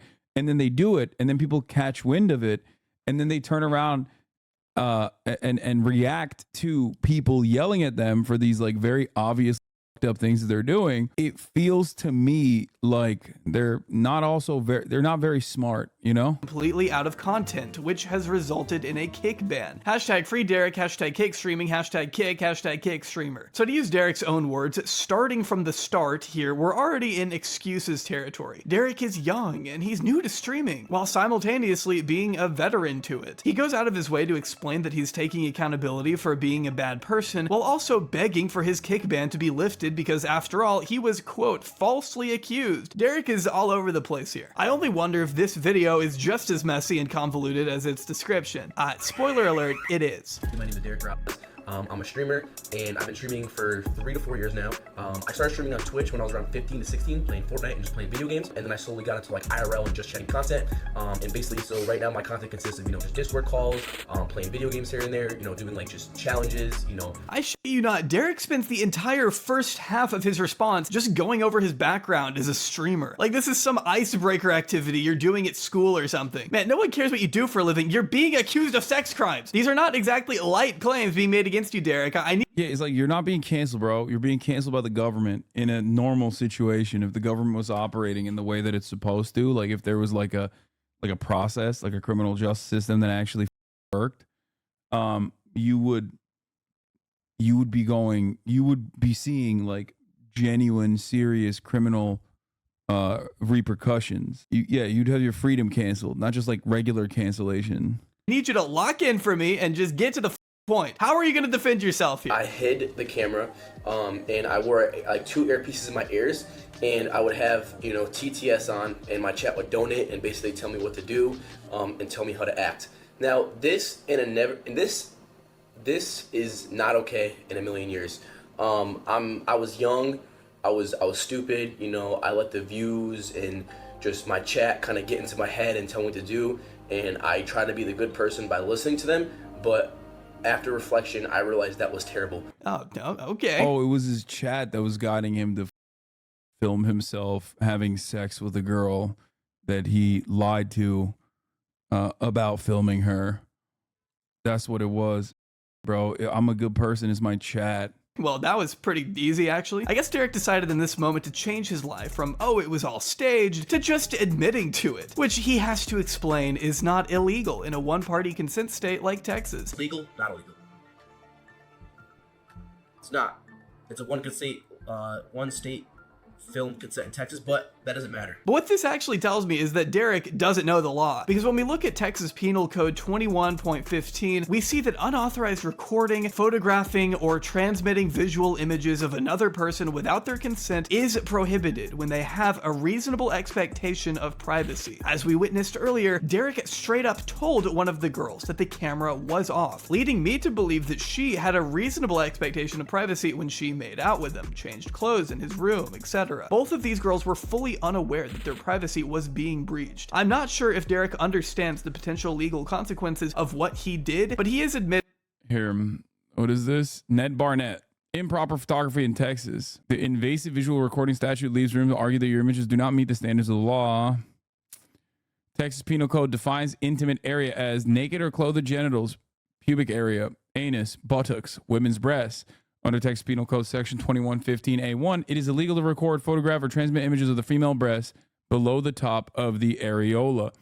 Upskirt photos, invasive visual recording in changing rooms, promotion of invasive visual recordings. Texas law states that promoting improper photography includes manufacturing, selling, giving, providing, or otherwise offering to do one of these things. You can go to 2 years, up to 2 years in state jail. That would be separate counts, by the way.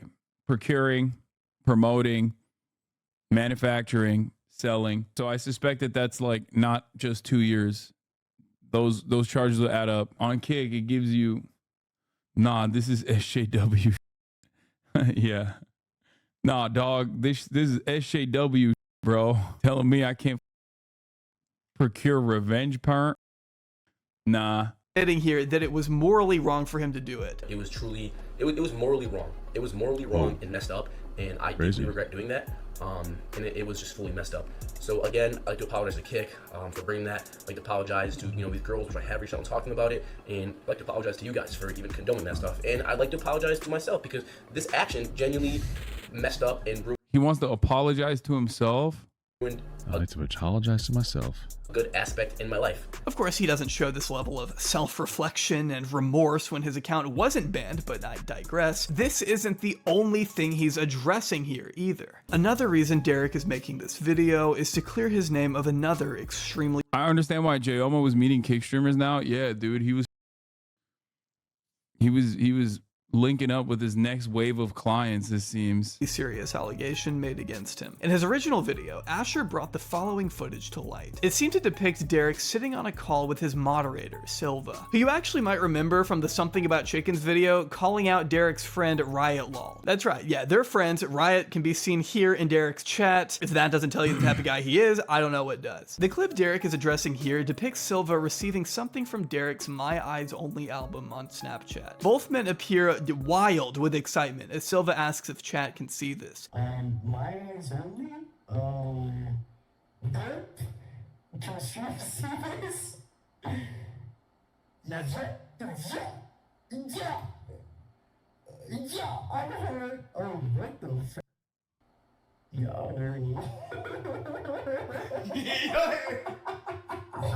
Silva then makes a proposition. I give 10 gifts you send it to me right now. All of that. Derek agrees. Silva sends the 10 gifted, and Derek then goes on to send even more explicit material of what seems to be his ex-girlfriend, whose name has been removed here for the sake of privacy. Silva then says he's already resold her nudes for $100. Alright, 10 gifted. Coming your way, buddy. Wait, there's more. Oh my god.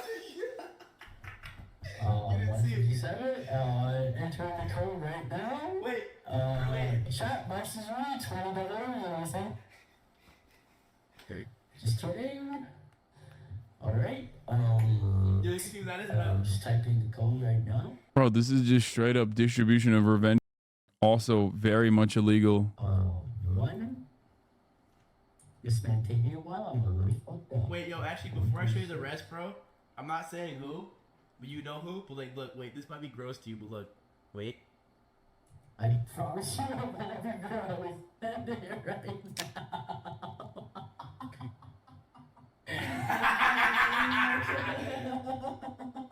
Yeah, I just flipped all those news for like $100, so. That's true. No, dude, I don't give a fuck. Yo, I got some y'all. Oh, why am I doing? Derek repeatedly says things like, I don't give a fuck, this is gross, but check this out, laughing hysterically as they take turns commenting on the illicit material. Derek says he wants to send him even more after he leaves, before showing the chat that he does in fact have the My Eyes Only tab open, then playing audio from another one of the videos Derek and Silva were looking at. Concerningly, at one point, Silva asks Derek, is that a 12-year-old? And remarks Derek's a sicko, as the two continue to laugh and laugh. See my screen? Yep. Unfortunately, I can. Is that a 12-year-old? Yo, What the fuck? Yo, this is crazy. Look.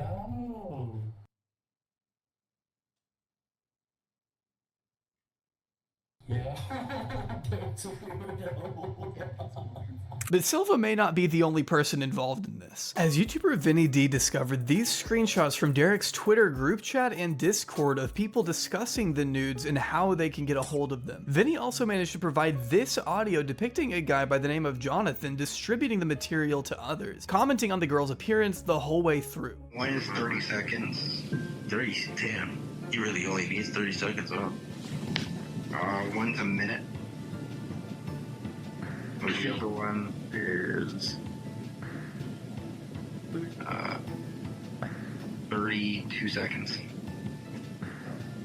32 What the f is happening? Discord or not this Snap. Oh, Snap. I've always thought it's flat as shit, and these videos proved it right here. Like, it's bad how flat she is. She's actually flat. Oh, fuck yeah, she's literally like pancake. But Derek's actually delusional. It's gonna let you know. Like, it's actually bad. But he kept saying, he was like, yo, hold up. He was always like, it's definitely got the yacht. So I was like, she just not rich. Bro, he sent me a video of her twerking and literally scaring Bo that she twerking. You know the Minecraft skeleton noise? Yeah, literally not. Wait, so Max, what would you do for it? Hey Max, what would you do for it? I guess nothing. Guess he doesn't want it. Yeah, I guess he doesn't want it, buddy. Yeah, so like I said, Jonathan, my DMs are wide open. If this wasn't bad and illegal enough, there is also reason to believe that the ex-girlfriend was underage in the clips being circulated, meaning Derek, Silva, and anyone else with possession of this material could be in serious legal trouble if it ever went all the way to court. Again, I won't be publishing her name, but as the YouTuber Streaming Spotlight reports in his video, she does have a birthday listed online as 2005. She's 18 now and supposedly hasn't had any interaction with Derek since she was at least 16. Still, that hasn't stopped him from trying to sell her possessions over Discord. You can see here he's listed her underwear, necklace, bra, hair, notes, necklace, chains, and bracelets, all for his community to purchase. So that's the second thing Derek is responding. Yeah, that's all of a sudden the procurement, distribution, and even having this material, even seeking it out, is a lengthy prison sentence, like way more than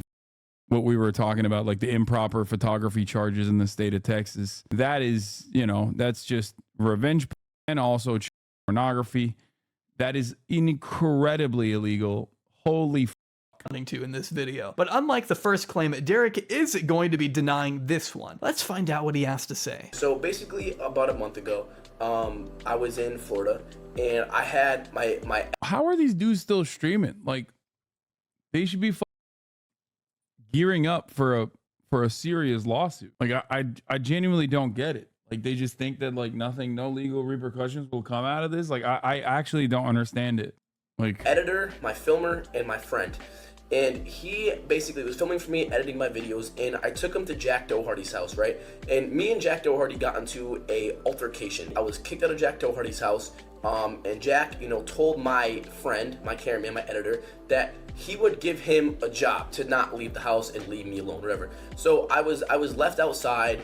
I was just I was like 45 minutes away from home. My phone was at 1%. I was fully embarrassed because this kid just took my friend and my filmer on stream. So Jack never hired him for the same exact reason that I'm about to tell you. So this filmer and editor was extremely mad at me. He has been constantly harassing me on Twitter, on Discord, on YouTube, on Reddit, trying to frame me for this exact claim.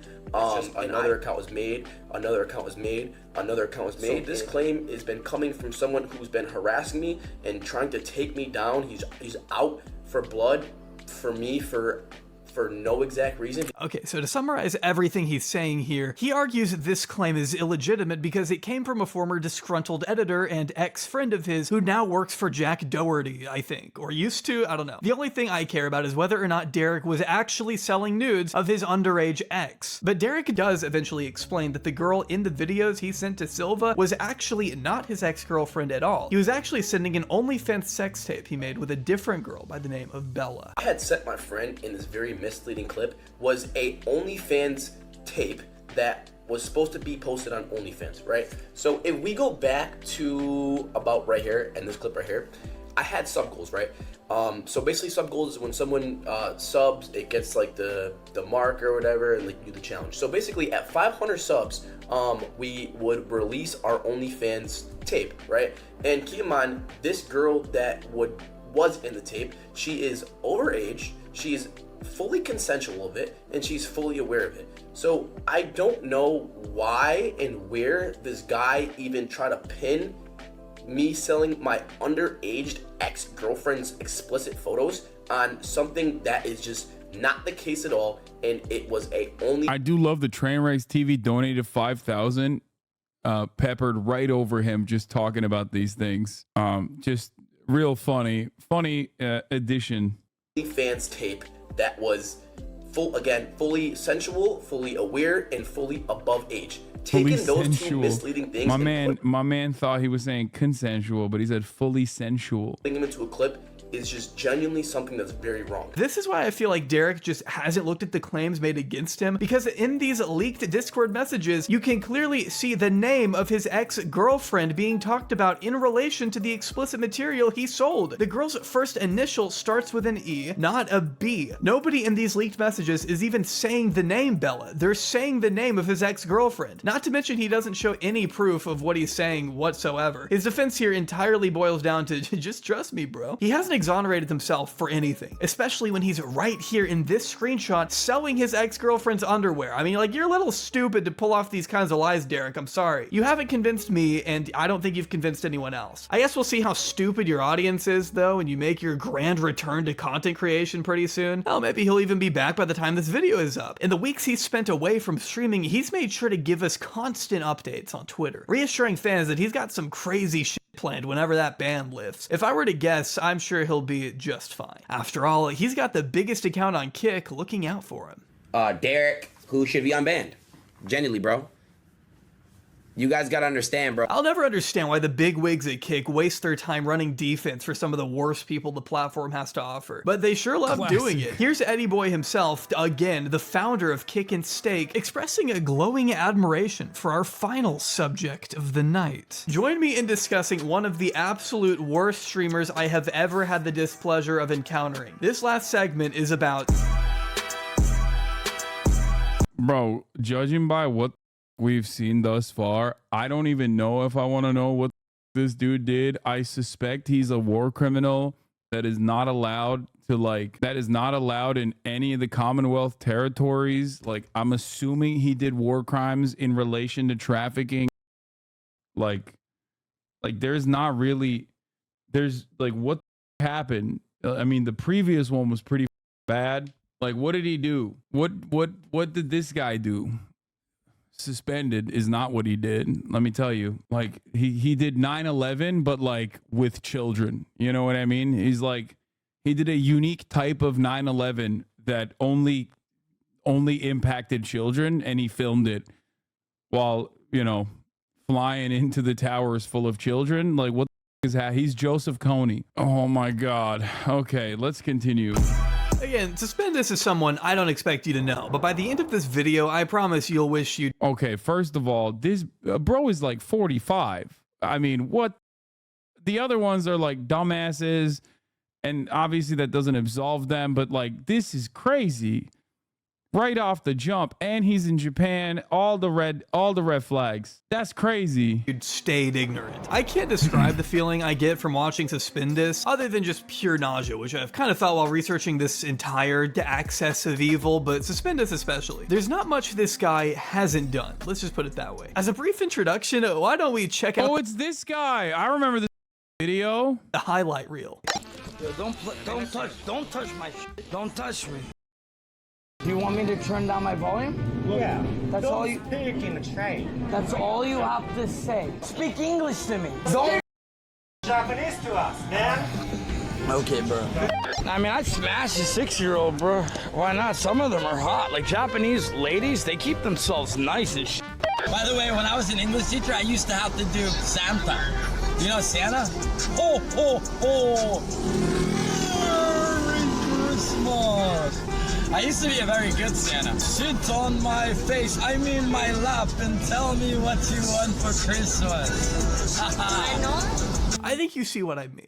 It's like the more you research Suspendus, the more you start to worry about the people who have to endure his presence. But if you're wondering what compelled Eddie to extend those warm wishes I mentioned a second ago, well, Suspendus was at one point arrested in Nepal for asking to marry what was reported to be a 15-year-old girl. And Ed... Bro, what? Bro, are you... Wait, what? He was those what? warm wishes I mentioned a second ago. Well, Suspendus was at one point arrested in Nepal for asking to marry.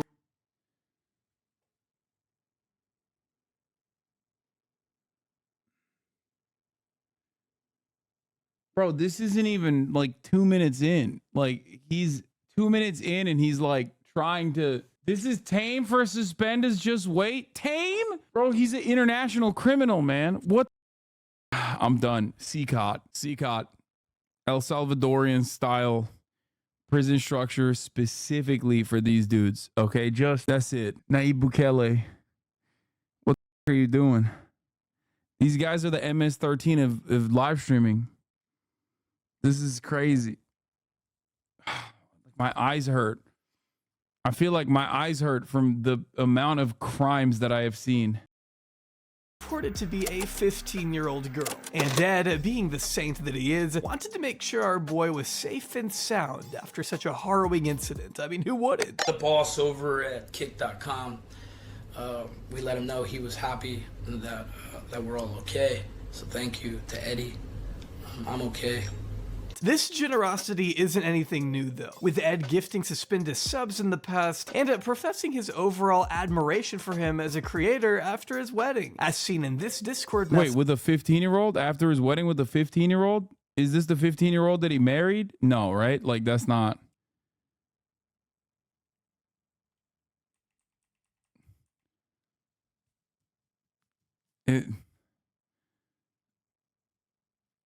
Creator after his wedding, as seen in this Discord message from Eddie, owner at Kick and State, congratulates Avram Maryland. Suspendus on his marriage. Eddie supports a streamer who committed multiple crimes in Japan, including harassment, assault, sex, prostitutes, illegal narcotics, nuisance, involvement with minors, and more. Sounds good, man. Great to catch up. We're around to help. As I said, lots. We appreciate it. Sus and team being with us since basically day one, so we're to help at absolutely October anything. 2023. You know, months after footage depicted what looked to be Suspendus assaulting an unconscious woman at a Japanese karaoke bar on Kick.com made headlines. According to this screenshot, it would seem Eddie is happy to help that guy out with anything he may need. How nice. I'm sure Sus could certainly use it. He gets himself in trouble pretty much every other week. Here you can see Suspendus with Slightly Homeless, another streamer whose story I'll save for another day, harassing the locals in other countries. This is kind of what they're known to do, but this clip in particular garnered a high level of infamy when, after they get rejected by a random girl they just walked up to on the street, they go on to ask if she's for sale. We like to marry girls at first sight. Yeah. Can I marry you? No. Why are you so shy? And show us what you're selling. What you selling? Are you for sale? These are Mendo's. Are these for sale?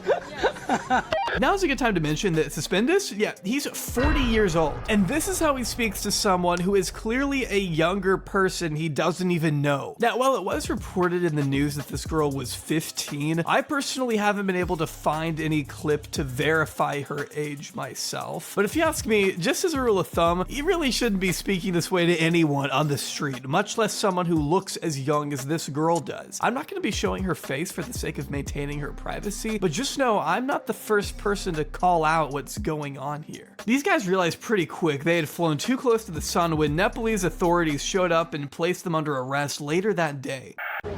Dude, what are all these police doing right now? Wait, roll up? Hello. Sir, please close. Yeah. Close it? Nic, 12 minut. Okay. Nic closed. This closed. What's going on? I don't know. Should we get out of here? What do we go? We're next. We're okay? What do we go?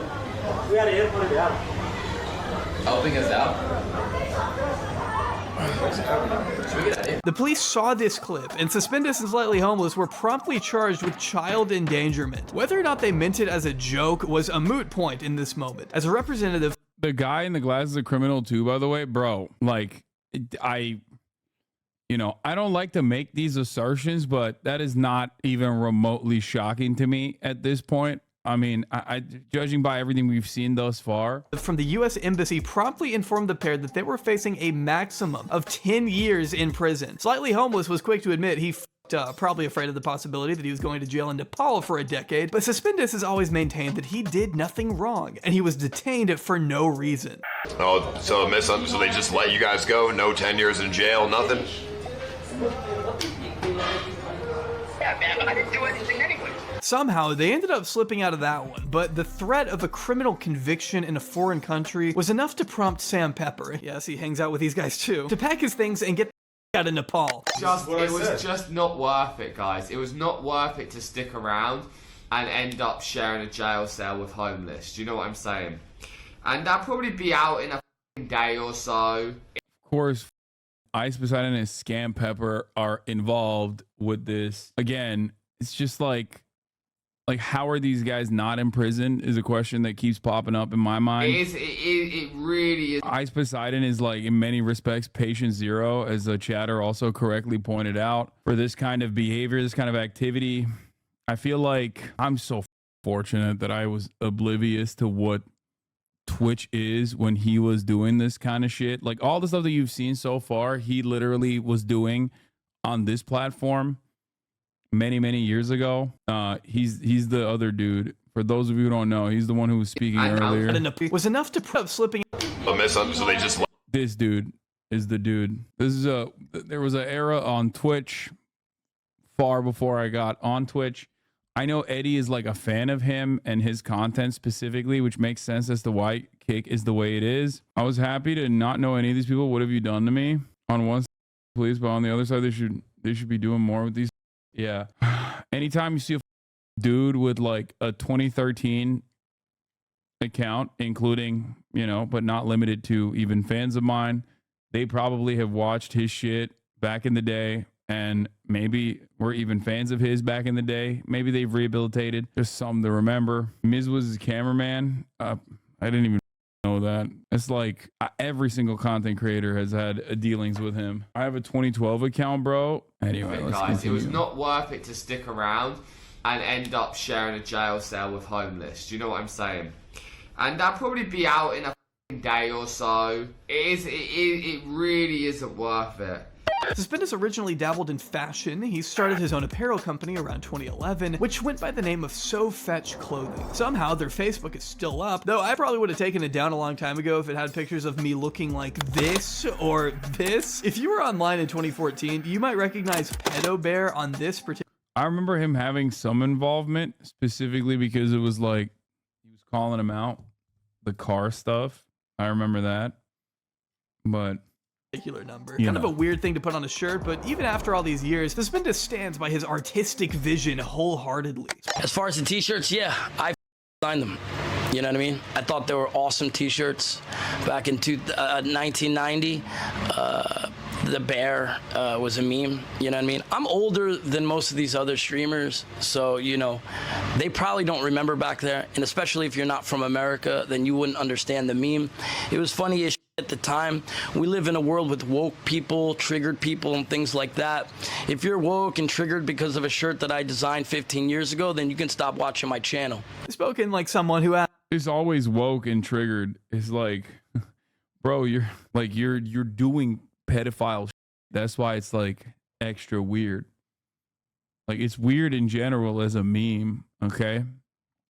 But it's extra weird when you're doing asks young girls if, hey man, you don't understand, you're being real triggered right now, you're being real woke, the cancel culture mobs are after me, I only keep making jokes about how I want to 6-year-olds and now I want to marry a 15-year-old in Nepal. I don't understand. Once again, Nick Merckx is trying to save the kids. He needs to look at his platform he moved to. Yeah, but listen, dude, listen. That's woke. Like he said, it's just woke culture. It's woke cancel culture. That's what hurts the kids, not these guys directly harming children.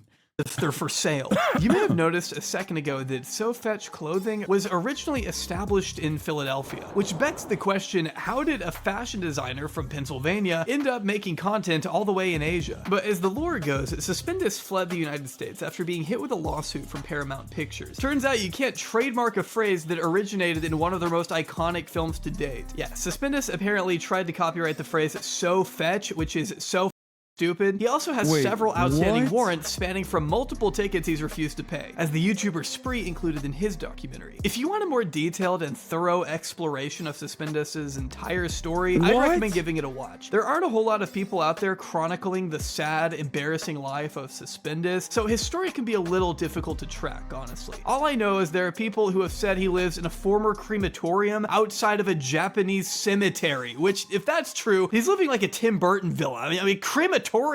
Now is also a good time to take a little detour and introduce a forum by the name of Alex Addicted, which honestly could be its own video with the amount of weird allegations out there surrounding this thing, but for the sake of time, I'm going to be keeping this segment fairly brief. There's actually already a great video on its history by the YouTuber Marcy that I would recommend you check out if you want all the disturbing details. But what you need to know for now is that according to its own website, Alex Addicted was once the premier online site for alternative modeling, created all the way back in 2005. During the early 2010s especially, Alex Addicted provided a space for scene kids to post pictures of themselves and engage with one another. You can still find remnants of Alex Addicted strewn across YouTube and Facebook, where members would proclaim their commitment to the site and deny any allegations of wrongdoing by the agency's founder, an anonymous user by the name of Alexa, who claimed to be a teenage girl herself, though her true identity remains heavily debated to this Is day. it him? Is it Suspendus? Was he doing this too? Was he also responsible for this too? Please, I don't even know. More on that in a second. For about the past decade now, there have been allegations floating around that this Alexa person would ask underage users to post explicit images of themselves to the site. One girl by the name of Chrissy Lynn uploaded a video back in 2013 detailing her experience with Alex Addicted, describing what all she witnessed as a young 14-year-old user of the site. She described Alexa as a domineering force, someone who would abuse and berate the underage girls who made up the website. I was in this site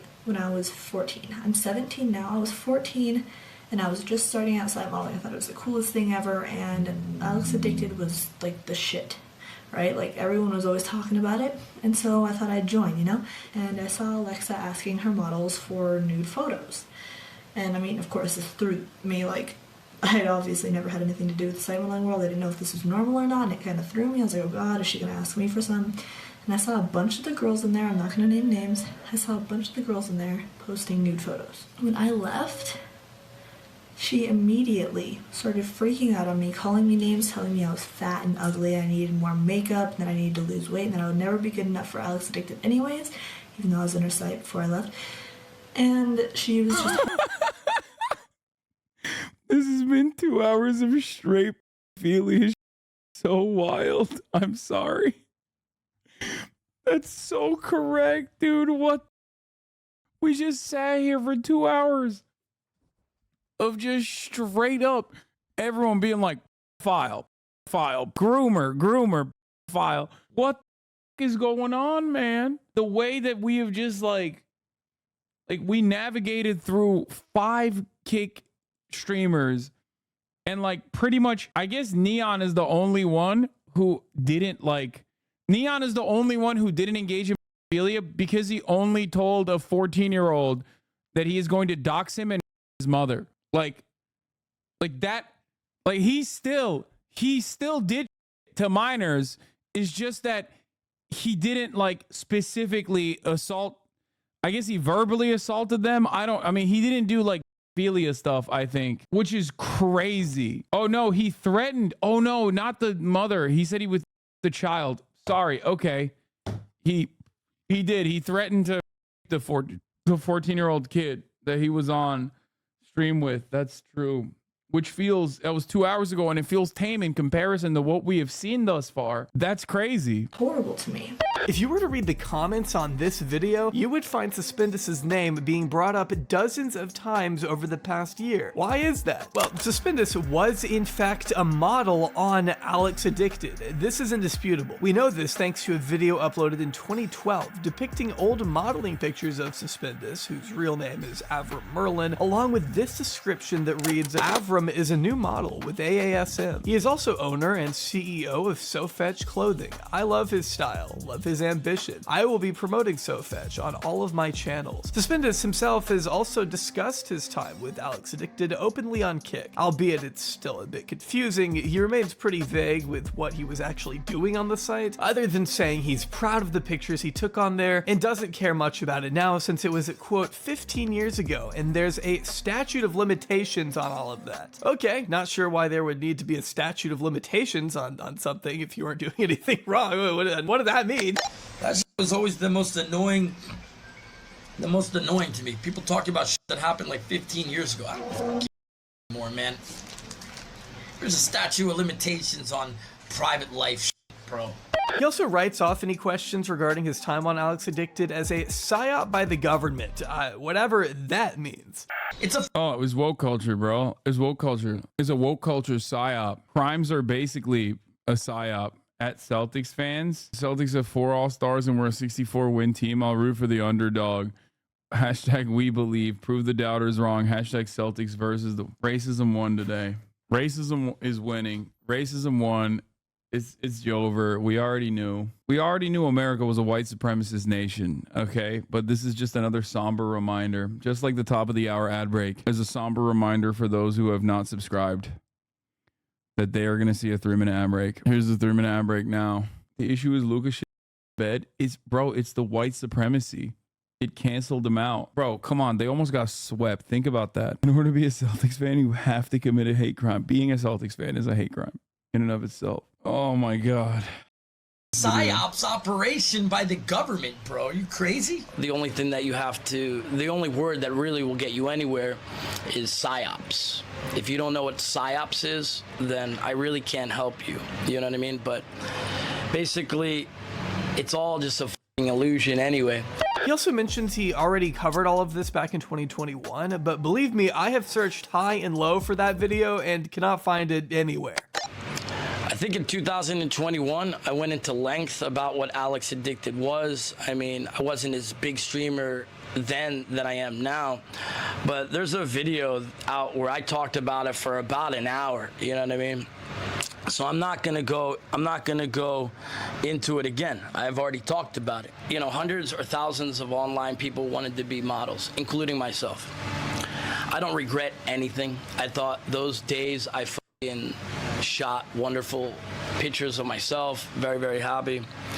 So for anybody trying to correlate anything like that, you know, go and do your research for yourself. I'm trying to, and I just end up with more questions. Ultimately, with such limited information to go off right now, it's impossible for me to repeat the claim that others have made that Suspendus himself is Alexa. That seems to be the narrative a lot of people have ran with, but I can't sit here in good conscience and say for certain that that is the case. Now, that absolutely doesn't mean he's chill and normal around minors. Trust me, he isn't.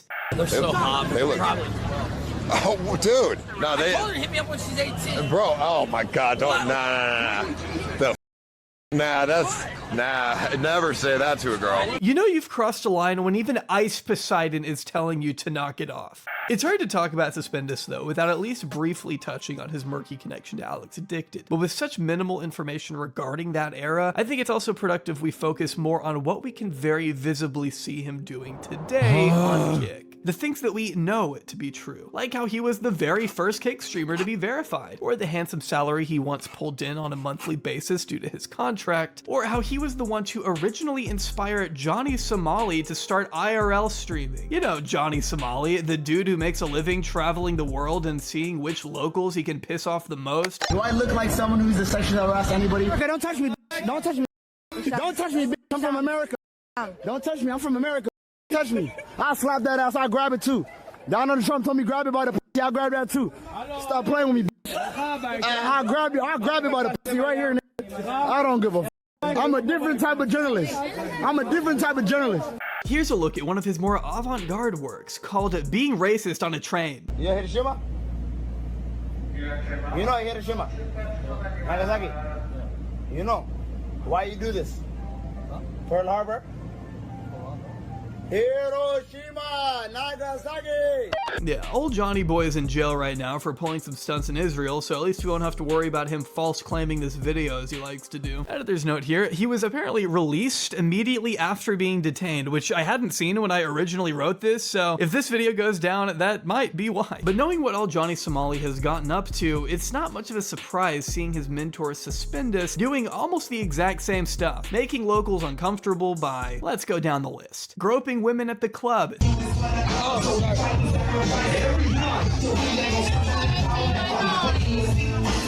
throwing vodka bottles out of a moving car, What the hell? making out with a 17-year-old Japanese girl on stream. Yes, I am 17. I'm sorry. What? Wait, that's illegal. I know. Again, 43-year-old man. And of course, blasting the American national anthem at the Hiroshima Peace Memorial. Can you see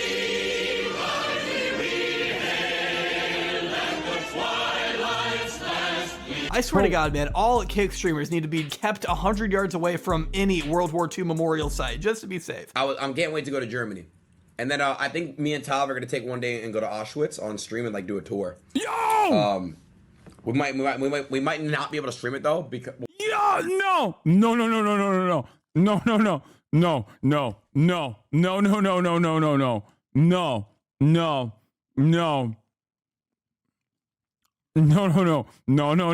bro. Also, does he think Auschwitz is in Germany? He's operating on the he's got that Lebensraum mindset. He's like, yeah, it's greater Germany in my mind.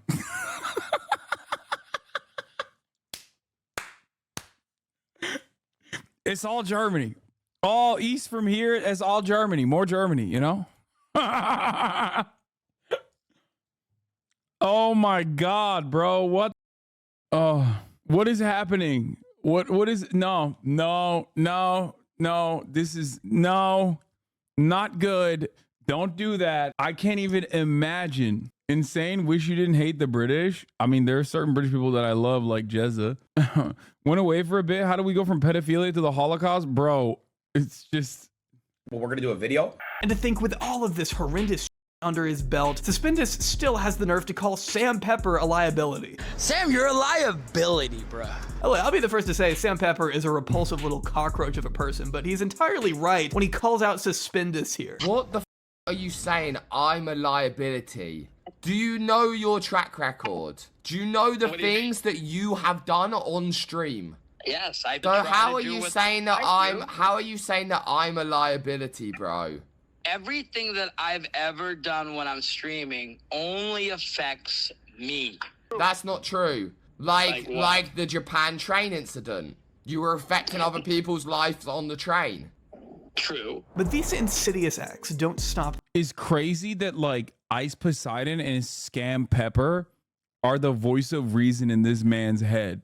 What kind of a demon do you have to be that the dudes that are telling you are literally like the dudes that are telling you like you got to dial it back are straight up on the 7th layer of Dante's Inferno. Like they are the gatekeepers of hell.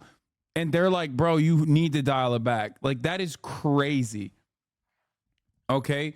We're talking grade A criminals. There. Like I mentioned earlier, Suspendus's depravity knows almost no bounds. It's how he catapulted Kick into their very first controversy all the way back in 2022, before the site was even a week old. How they didn't learn right there that they were beginning to attract some of the most sordid people on the internet is something I really can't understand. He literally shows himself on screen naked and receives no punishment because, again, this is the platform where anything goes, and that's a good thing. Remember, guys, that's a very good thing. At least that's what I'm told. But I wonder how Aiden and others over at Kick feel about Suspendus groping an unconscious woman on stream. This clip is incredibly uncomfortable to sit through for obvious reasons, and I won't be showing it uncensored because what he's doing is a crime. He and his friend, another streamer by the name of Hiobsima, were visiting a Japanese karaoke bar with a couple of locals when the incident took place. The two women are becoming visibly more inebriated as the stream continues. They're all drinking, for the record, but if you watch closely, you can see these women repeatedly reject Suspendus's advancements throughout the night. One of them can be seen here physically trying to get away from Suspendus. If you guys recall, I'm also permanently banned from Kick,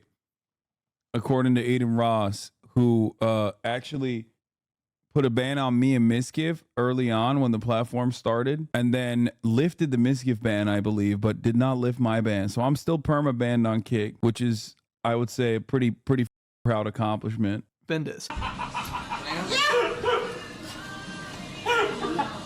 No, I have to wait.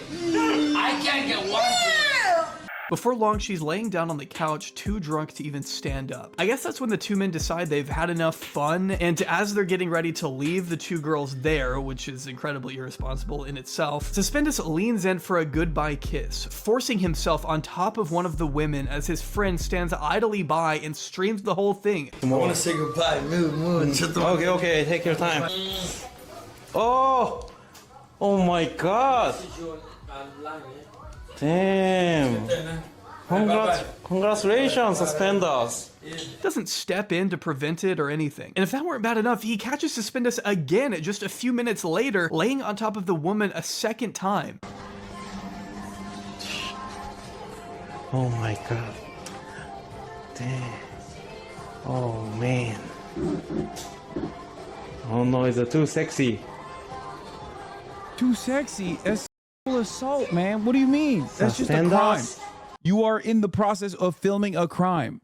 You are filming your homie doing a crime.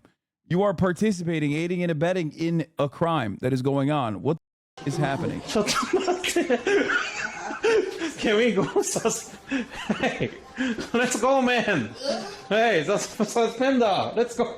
No, chotomate, please. Can we go, please? In fact, those who have managed to find the full VOD say he returned at least 4 times to try and take advantage of her. She's not even moving at all in this clip. She's looking too drunk to even comprehend what's going on. It's a disturbing sight, watching these two act like it's no big deal. Hiobsima even implied after the fact that the girl was not really into Suspendus whatsoever. And he did, you know. What did he do? I mean, he did the... Oh, you was there when he was, like, making out with this girl. Do you think that was okay? Like, do you think the girl was into sus?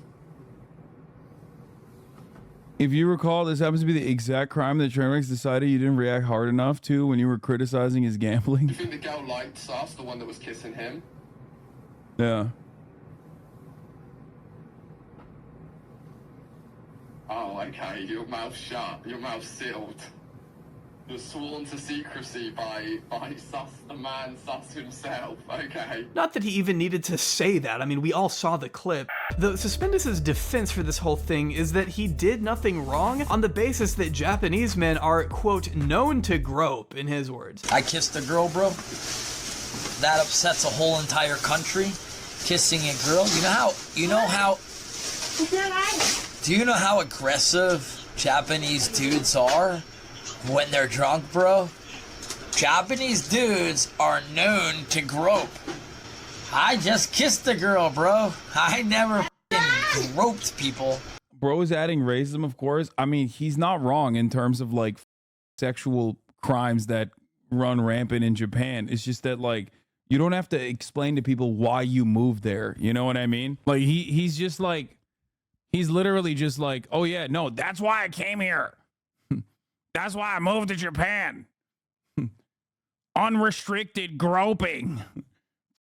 Dick. It's just like, he's so gross. I don't know how to describe it. He like, Suspended. Mashallah, I will never complain about speed again. Yeah, I mean, this is like out of control. This isn't taking the situation seriously. Probably in part because he knows how hard it is to actually see any repercussions on Kick. But don't take my word for it. He has outwardly acknowledged their leniency in the past. I pissed on the wall by accident, but I wasn't aiming properly. But That's what Kick's all about. Kick's all about like, this guy, he didn't mean it.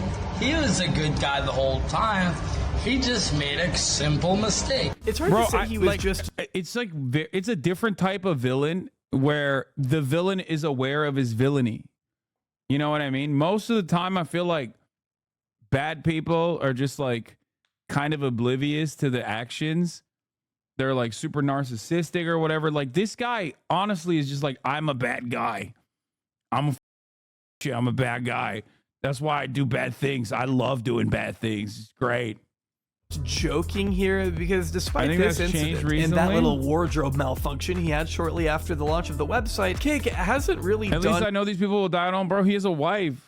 Anything to push back against Suspendus. I mean, he's still around. And because he saw zero repercussions for what he did in that karaoke bar, Suspendus was able to continue broadcasting his crimes to an audience like the very next month, where he had sex in front of a child on stream. I hate that I had to say those words just What? I will say the clip itself is hard to find because Suspendus has gone out of his way to claim it to be taken down as many places as he can. So I'm really just gonna talk over this last part. What you're seeing is Suspendus IRL streaming in the Philippines last April. You can see the door is closed while the woman's child remains jumping around the bed. The pair exchange a few words before Suspendus slides the camera around to face the wall as he explains to the chat he needs to take care of some business. Okay, so we see the child on the bed with the phone.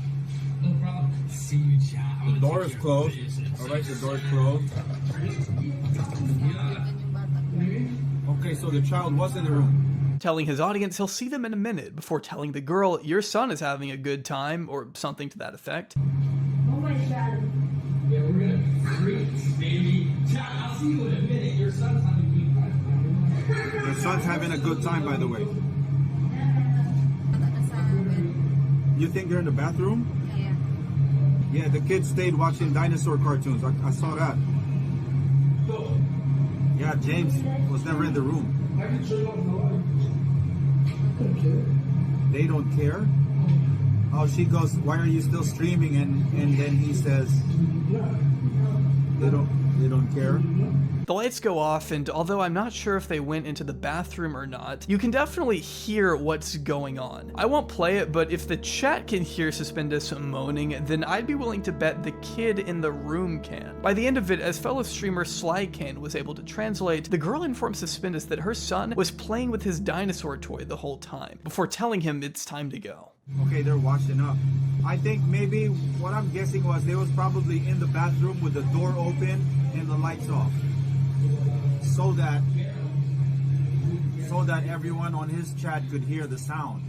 So I don't think he was on the bed, but the door was open and he was in the bathroom because you didn't hear any door open from the bathroom, so they were already in the bathroom.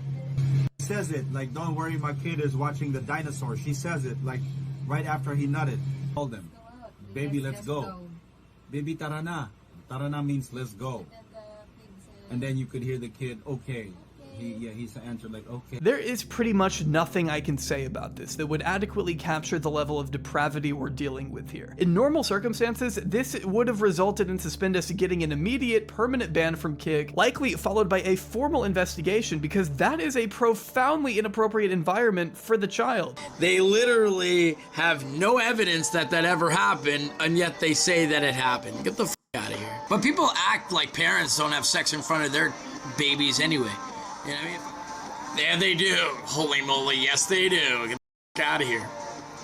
Out of here. They definitely do.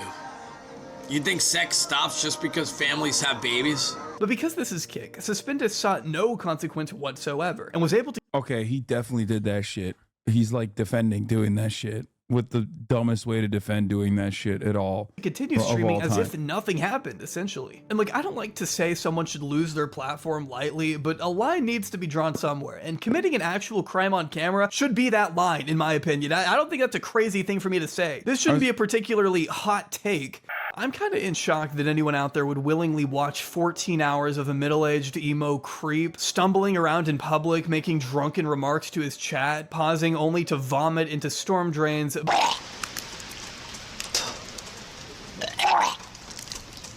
But to each their own. I would have to imagine the majority of Suspendus's audience is only watching because they know what an absolute scumbag he is. They see what a horrible life he leads, and they get to feel a sense of superiority by knowing that despite how bad their lives might be, they're still doing better than this guy. In what reality do you think that people want to watch you for being a profound streamer? No one has ever said that. I proclaim myself a profound streamer that is exploring. Do you want to grow as a streamer, or do you want to just fizzle out? Dude, by the end of this year, I'll already be enough to... Anyway. His audience seems mainly comprised of Sam Pepper and Ice Poseidon fans who archive all of Suspendus's most egregious and sensationalist moments on YouTube for the sake of laughing at him. He's constantly reminded what a piece of shit he is by TTS donations from when people complain that Joji and iDubbbz aren't cool anymore, this is what they think is cool. Yeah, 100%. his own community. Saying this stupid shit won't change the fact that The dynamic that these guys have are like anti-fans. Yeah, 100%. That is like the Ice Poseidon community in general, is that they just like latch onto a streamer and try to get them to do like increasingly unhinged, all for their own personal enjoyment, which is like weirdly containing a lot of those freaks, because when those freaks become like a Destiny type, they will work every day deliberately in trying to create new like lolcows in particular, and I feel like that's way more dangerous. These guys at least like stick to their own streamer in a weird way, whereas like there's two different kinds of like lolcowers, like people that basically do this for their own particular streamer, and then they life up, they swap places that he goes to, they dox them, constantly harassing people. Whereas there are other content creators out there who in the Keemstar orbit on the other side are constantly looking for people like this, or at least like turning people like this into like turning other content creators into people like this, like a car crash. And the goal there is basically just, I think like the interaction that you have about someone that you're watching on camera, like the way to be able to like puppeteer the way to like puppeteer their lives, engineer their lives, genuinely hurt them, that gives them a lot of gratification. I think it's parasocial in a very different way. These streamers communities have got to be just as disgusting. Oh dude, you have no idea how bad that shit is. you assaulted multiple people, including your family and your wife. Do that one. Grim always wins anything. Don't I have the best crazy fans? I have the most whacked out crazy fans. Aaron C. donated $3. A 43-year-old with an 18-year-old little girl, 85. She's not that, so. This is the master bedroom. And is relentlessly mocked for his relationship with a 20-something-year-old girl named Riri, who he married only 6 months after meeting in Thailand. Believe me, there are entire channels out there devoted to documenting the intricacies of their love life, or lack thereof. Many have speculated that Riri is only with Suspendus for the money and doesn't actually love him, which would otherwise be a pretty bold claim to make about someone over the internet. But then again, if she truly did love him and want to be with him for any non-superficial reason, I'm pretty sure she wouldn't have lied about having a dating app on her phone. Hold on. I tell you.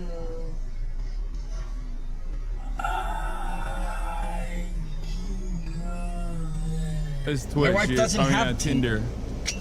You have Tinder? Tinder? Yeah, no. She doesn't have Tinder. Before I have, but I delete it. She had it. Do you have an app on your phone, Tinder?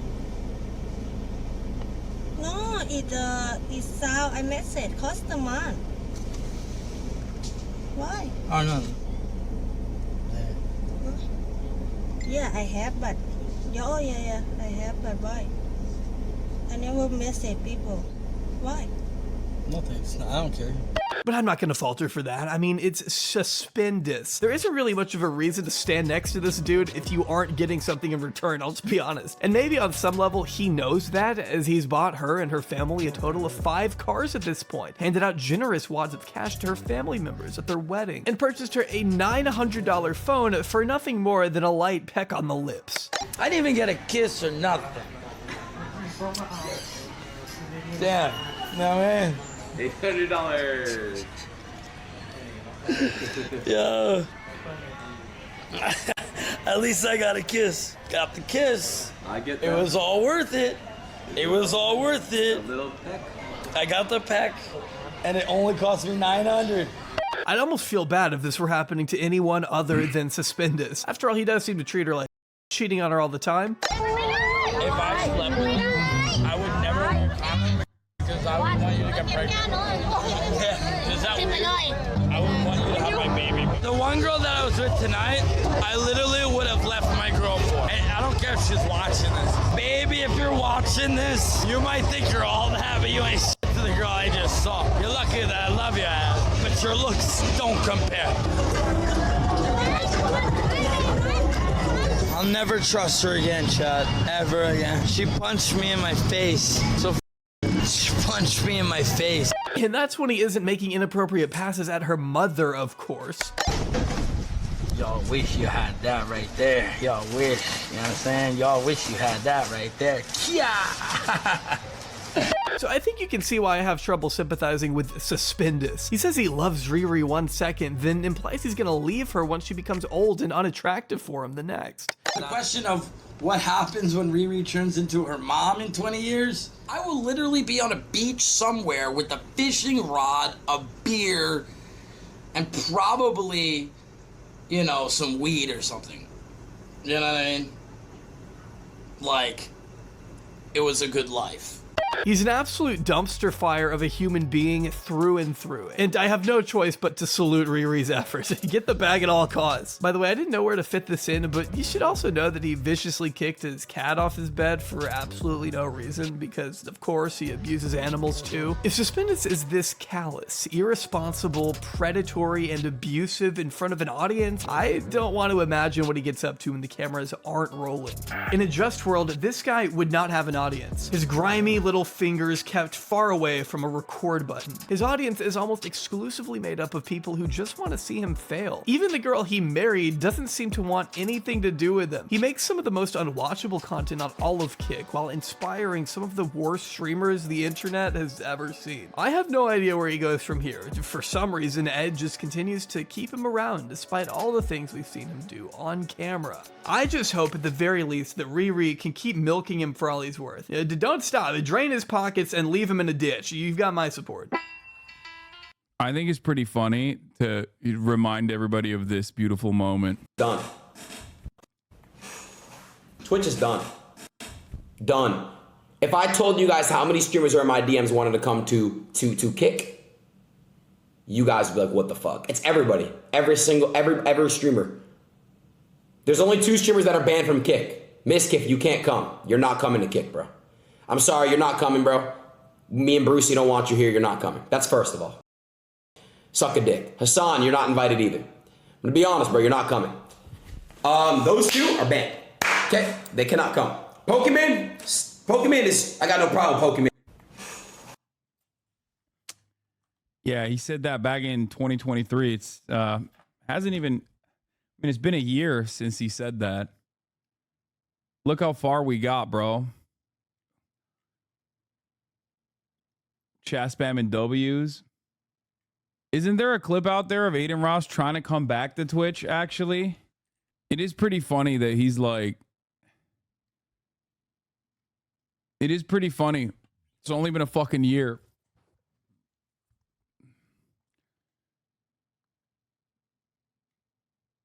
Bruce came back. He had XQC, put him in a call with Dan to try to come back. It's good stuff, man. That's cool, man. Thanks, man. Anyway. All right, well, I want to say thank you for getting this far into the video. After 2 months of working on this thing, countless hours of editing, and non-stop listening to Jack Doherty's voice, No! I am also shocked and relieved to finally be at this point. I can't believe this video is over and I can move on to other topics now. I've tried writing this conclusion a few times and have admittedly been struggling to find the right words to describe my feelings towards Kick as a platform. I mean, let's not kid ourselves. Kick, in its current state, is an absolute cesspit, drawing in some of the most reprehensible streamers the internet has to offer. This video could have been longer, trust me, there is no shortage on deranged Kick streamers out there. And sure, they provide content for the rest of us to laugh at, but I obviously don't want Kick to be like this. I want them to be a viable alternative to more mainstream platforms. I am a proponent of there being competition because it puts the pressure on YouTube and Twitch to start acting like they want to keep us around. And that's exactly why I hate to see them giving freaks like Suspendus a pass, even after he committed multiple crimes on stream. Letting him off the hook so many times is exactly why people are going to continue having their reservations about Kick. I hope it isn't always like this. Seeing that their insane revenue split genuinely has the potential to change lives, Kick could be better, and I hope at some point they start acting better. All I know is if they don't stop ignoring, fostering, and occasionally even encouraging illegal activity, I don't see how anyone's perception of this place is ever gonna change. Or maybe Elon could just buy it and make it even worse. True, that is a thing that could happen. There's gonna be no anti-Semitic, no racism, no homophobia. They're just great kids. They're great people, human beings. They don't want it. They're not homophobic. They're not racist. They're not hateful. They don't do that. They're not toxic anymore, Dan, I promise. I raised them to be less toxic, okay? And I promise you, Dan, if you give me another shot on Twitch, man, it's just the best thing that's ever gonna happen. Because I'm gonna show people that you can become a better person by getting unbanned on Twitch. So Dan Clancy, please.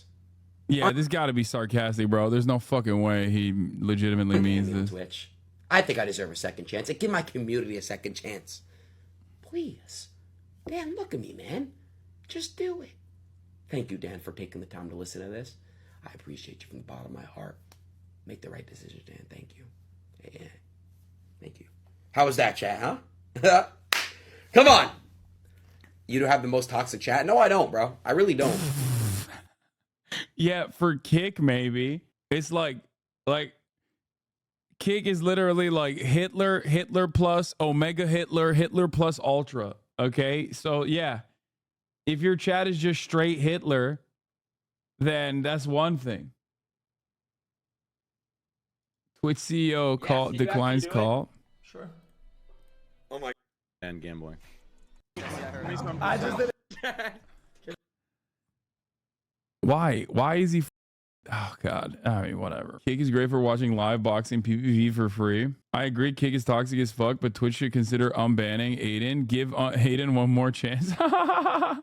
That's so funny. Yo, I don't get it. Why would he want to come to the shittier website, bro? I don't understand. Why would you want to do that? Why would he want to come to the shittier website? Like, I don't understand. Kick is gonna dominate, bro, any day now, bro. On God, I swear. Anyway,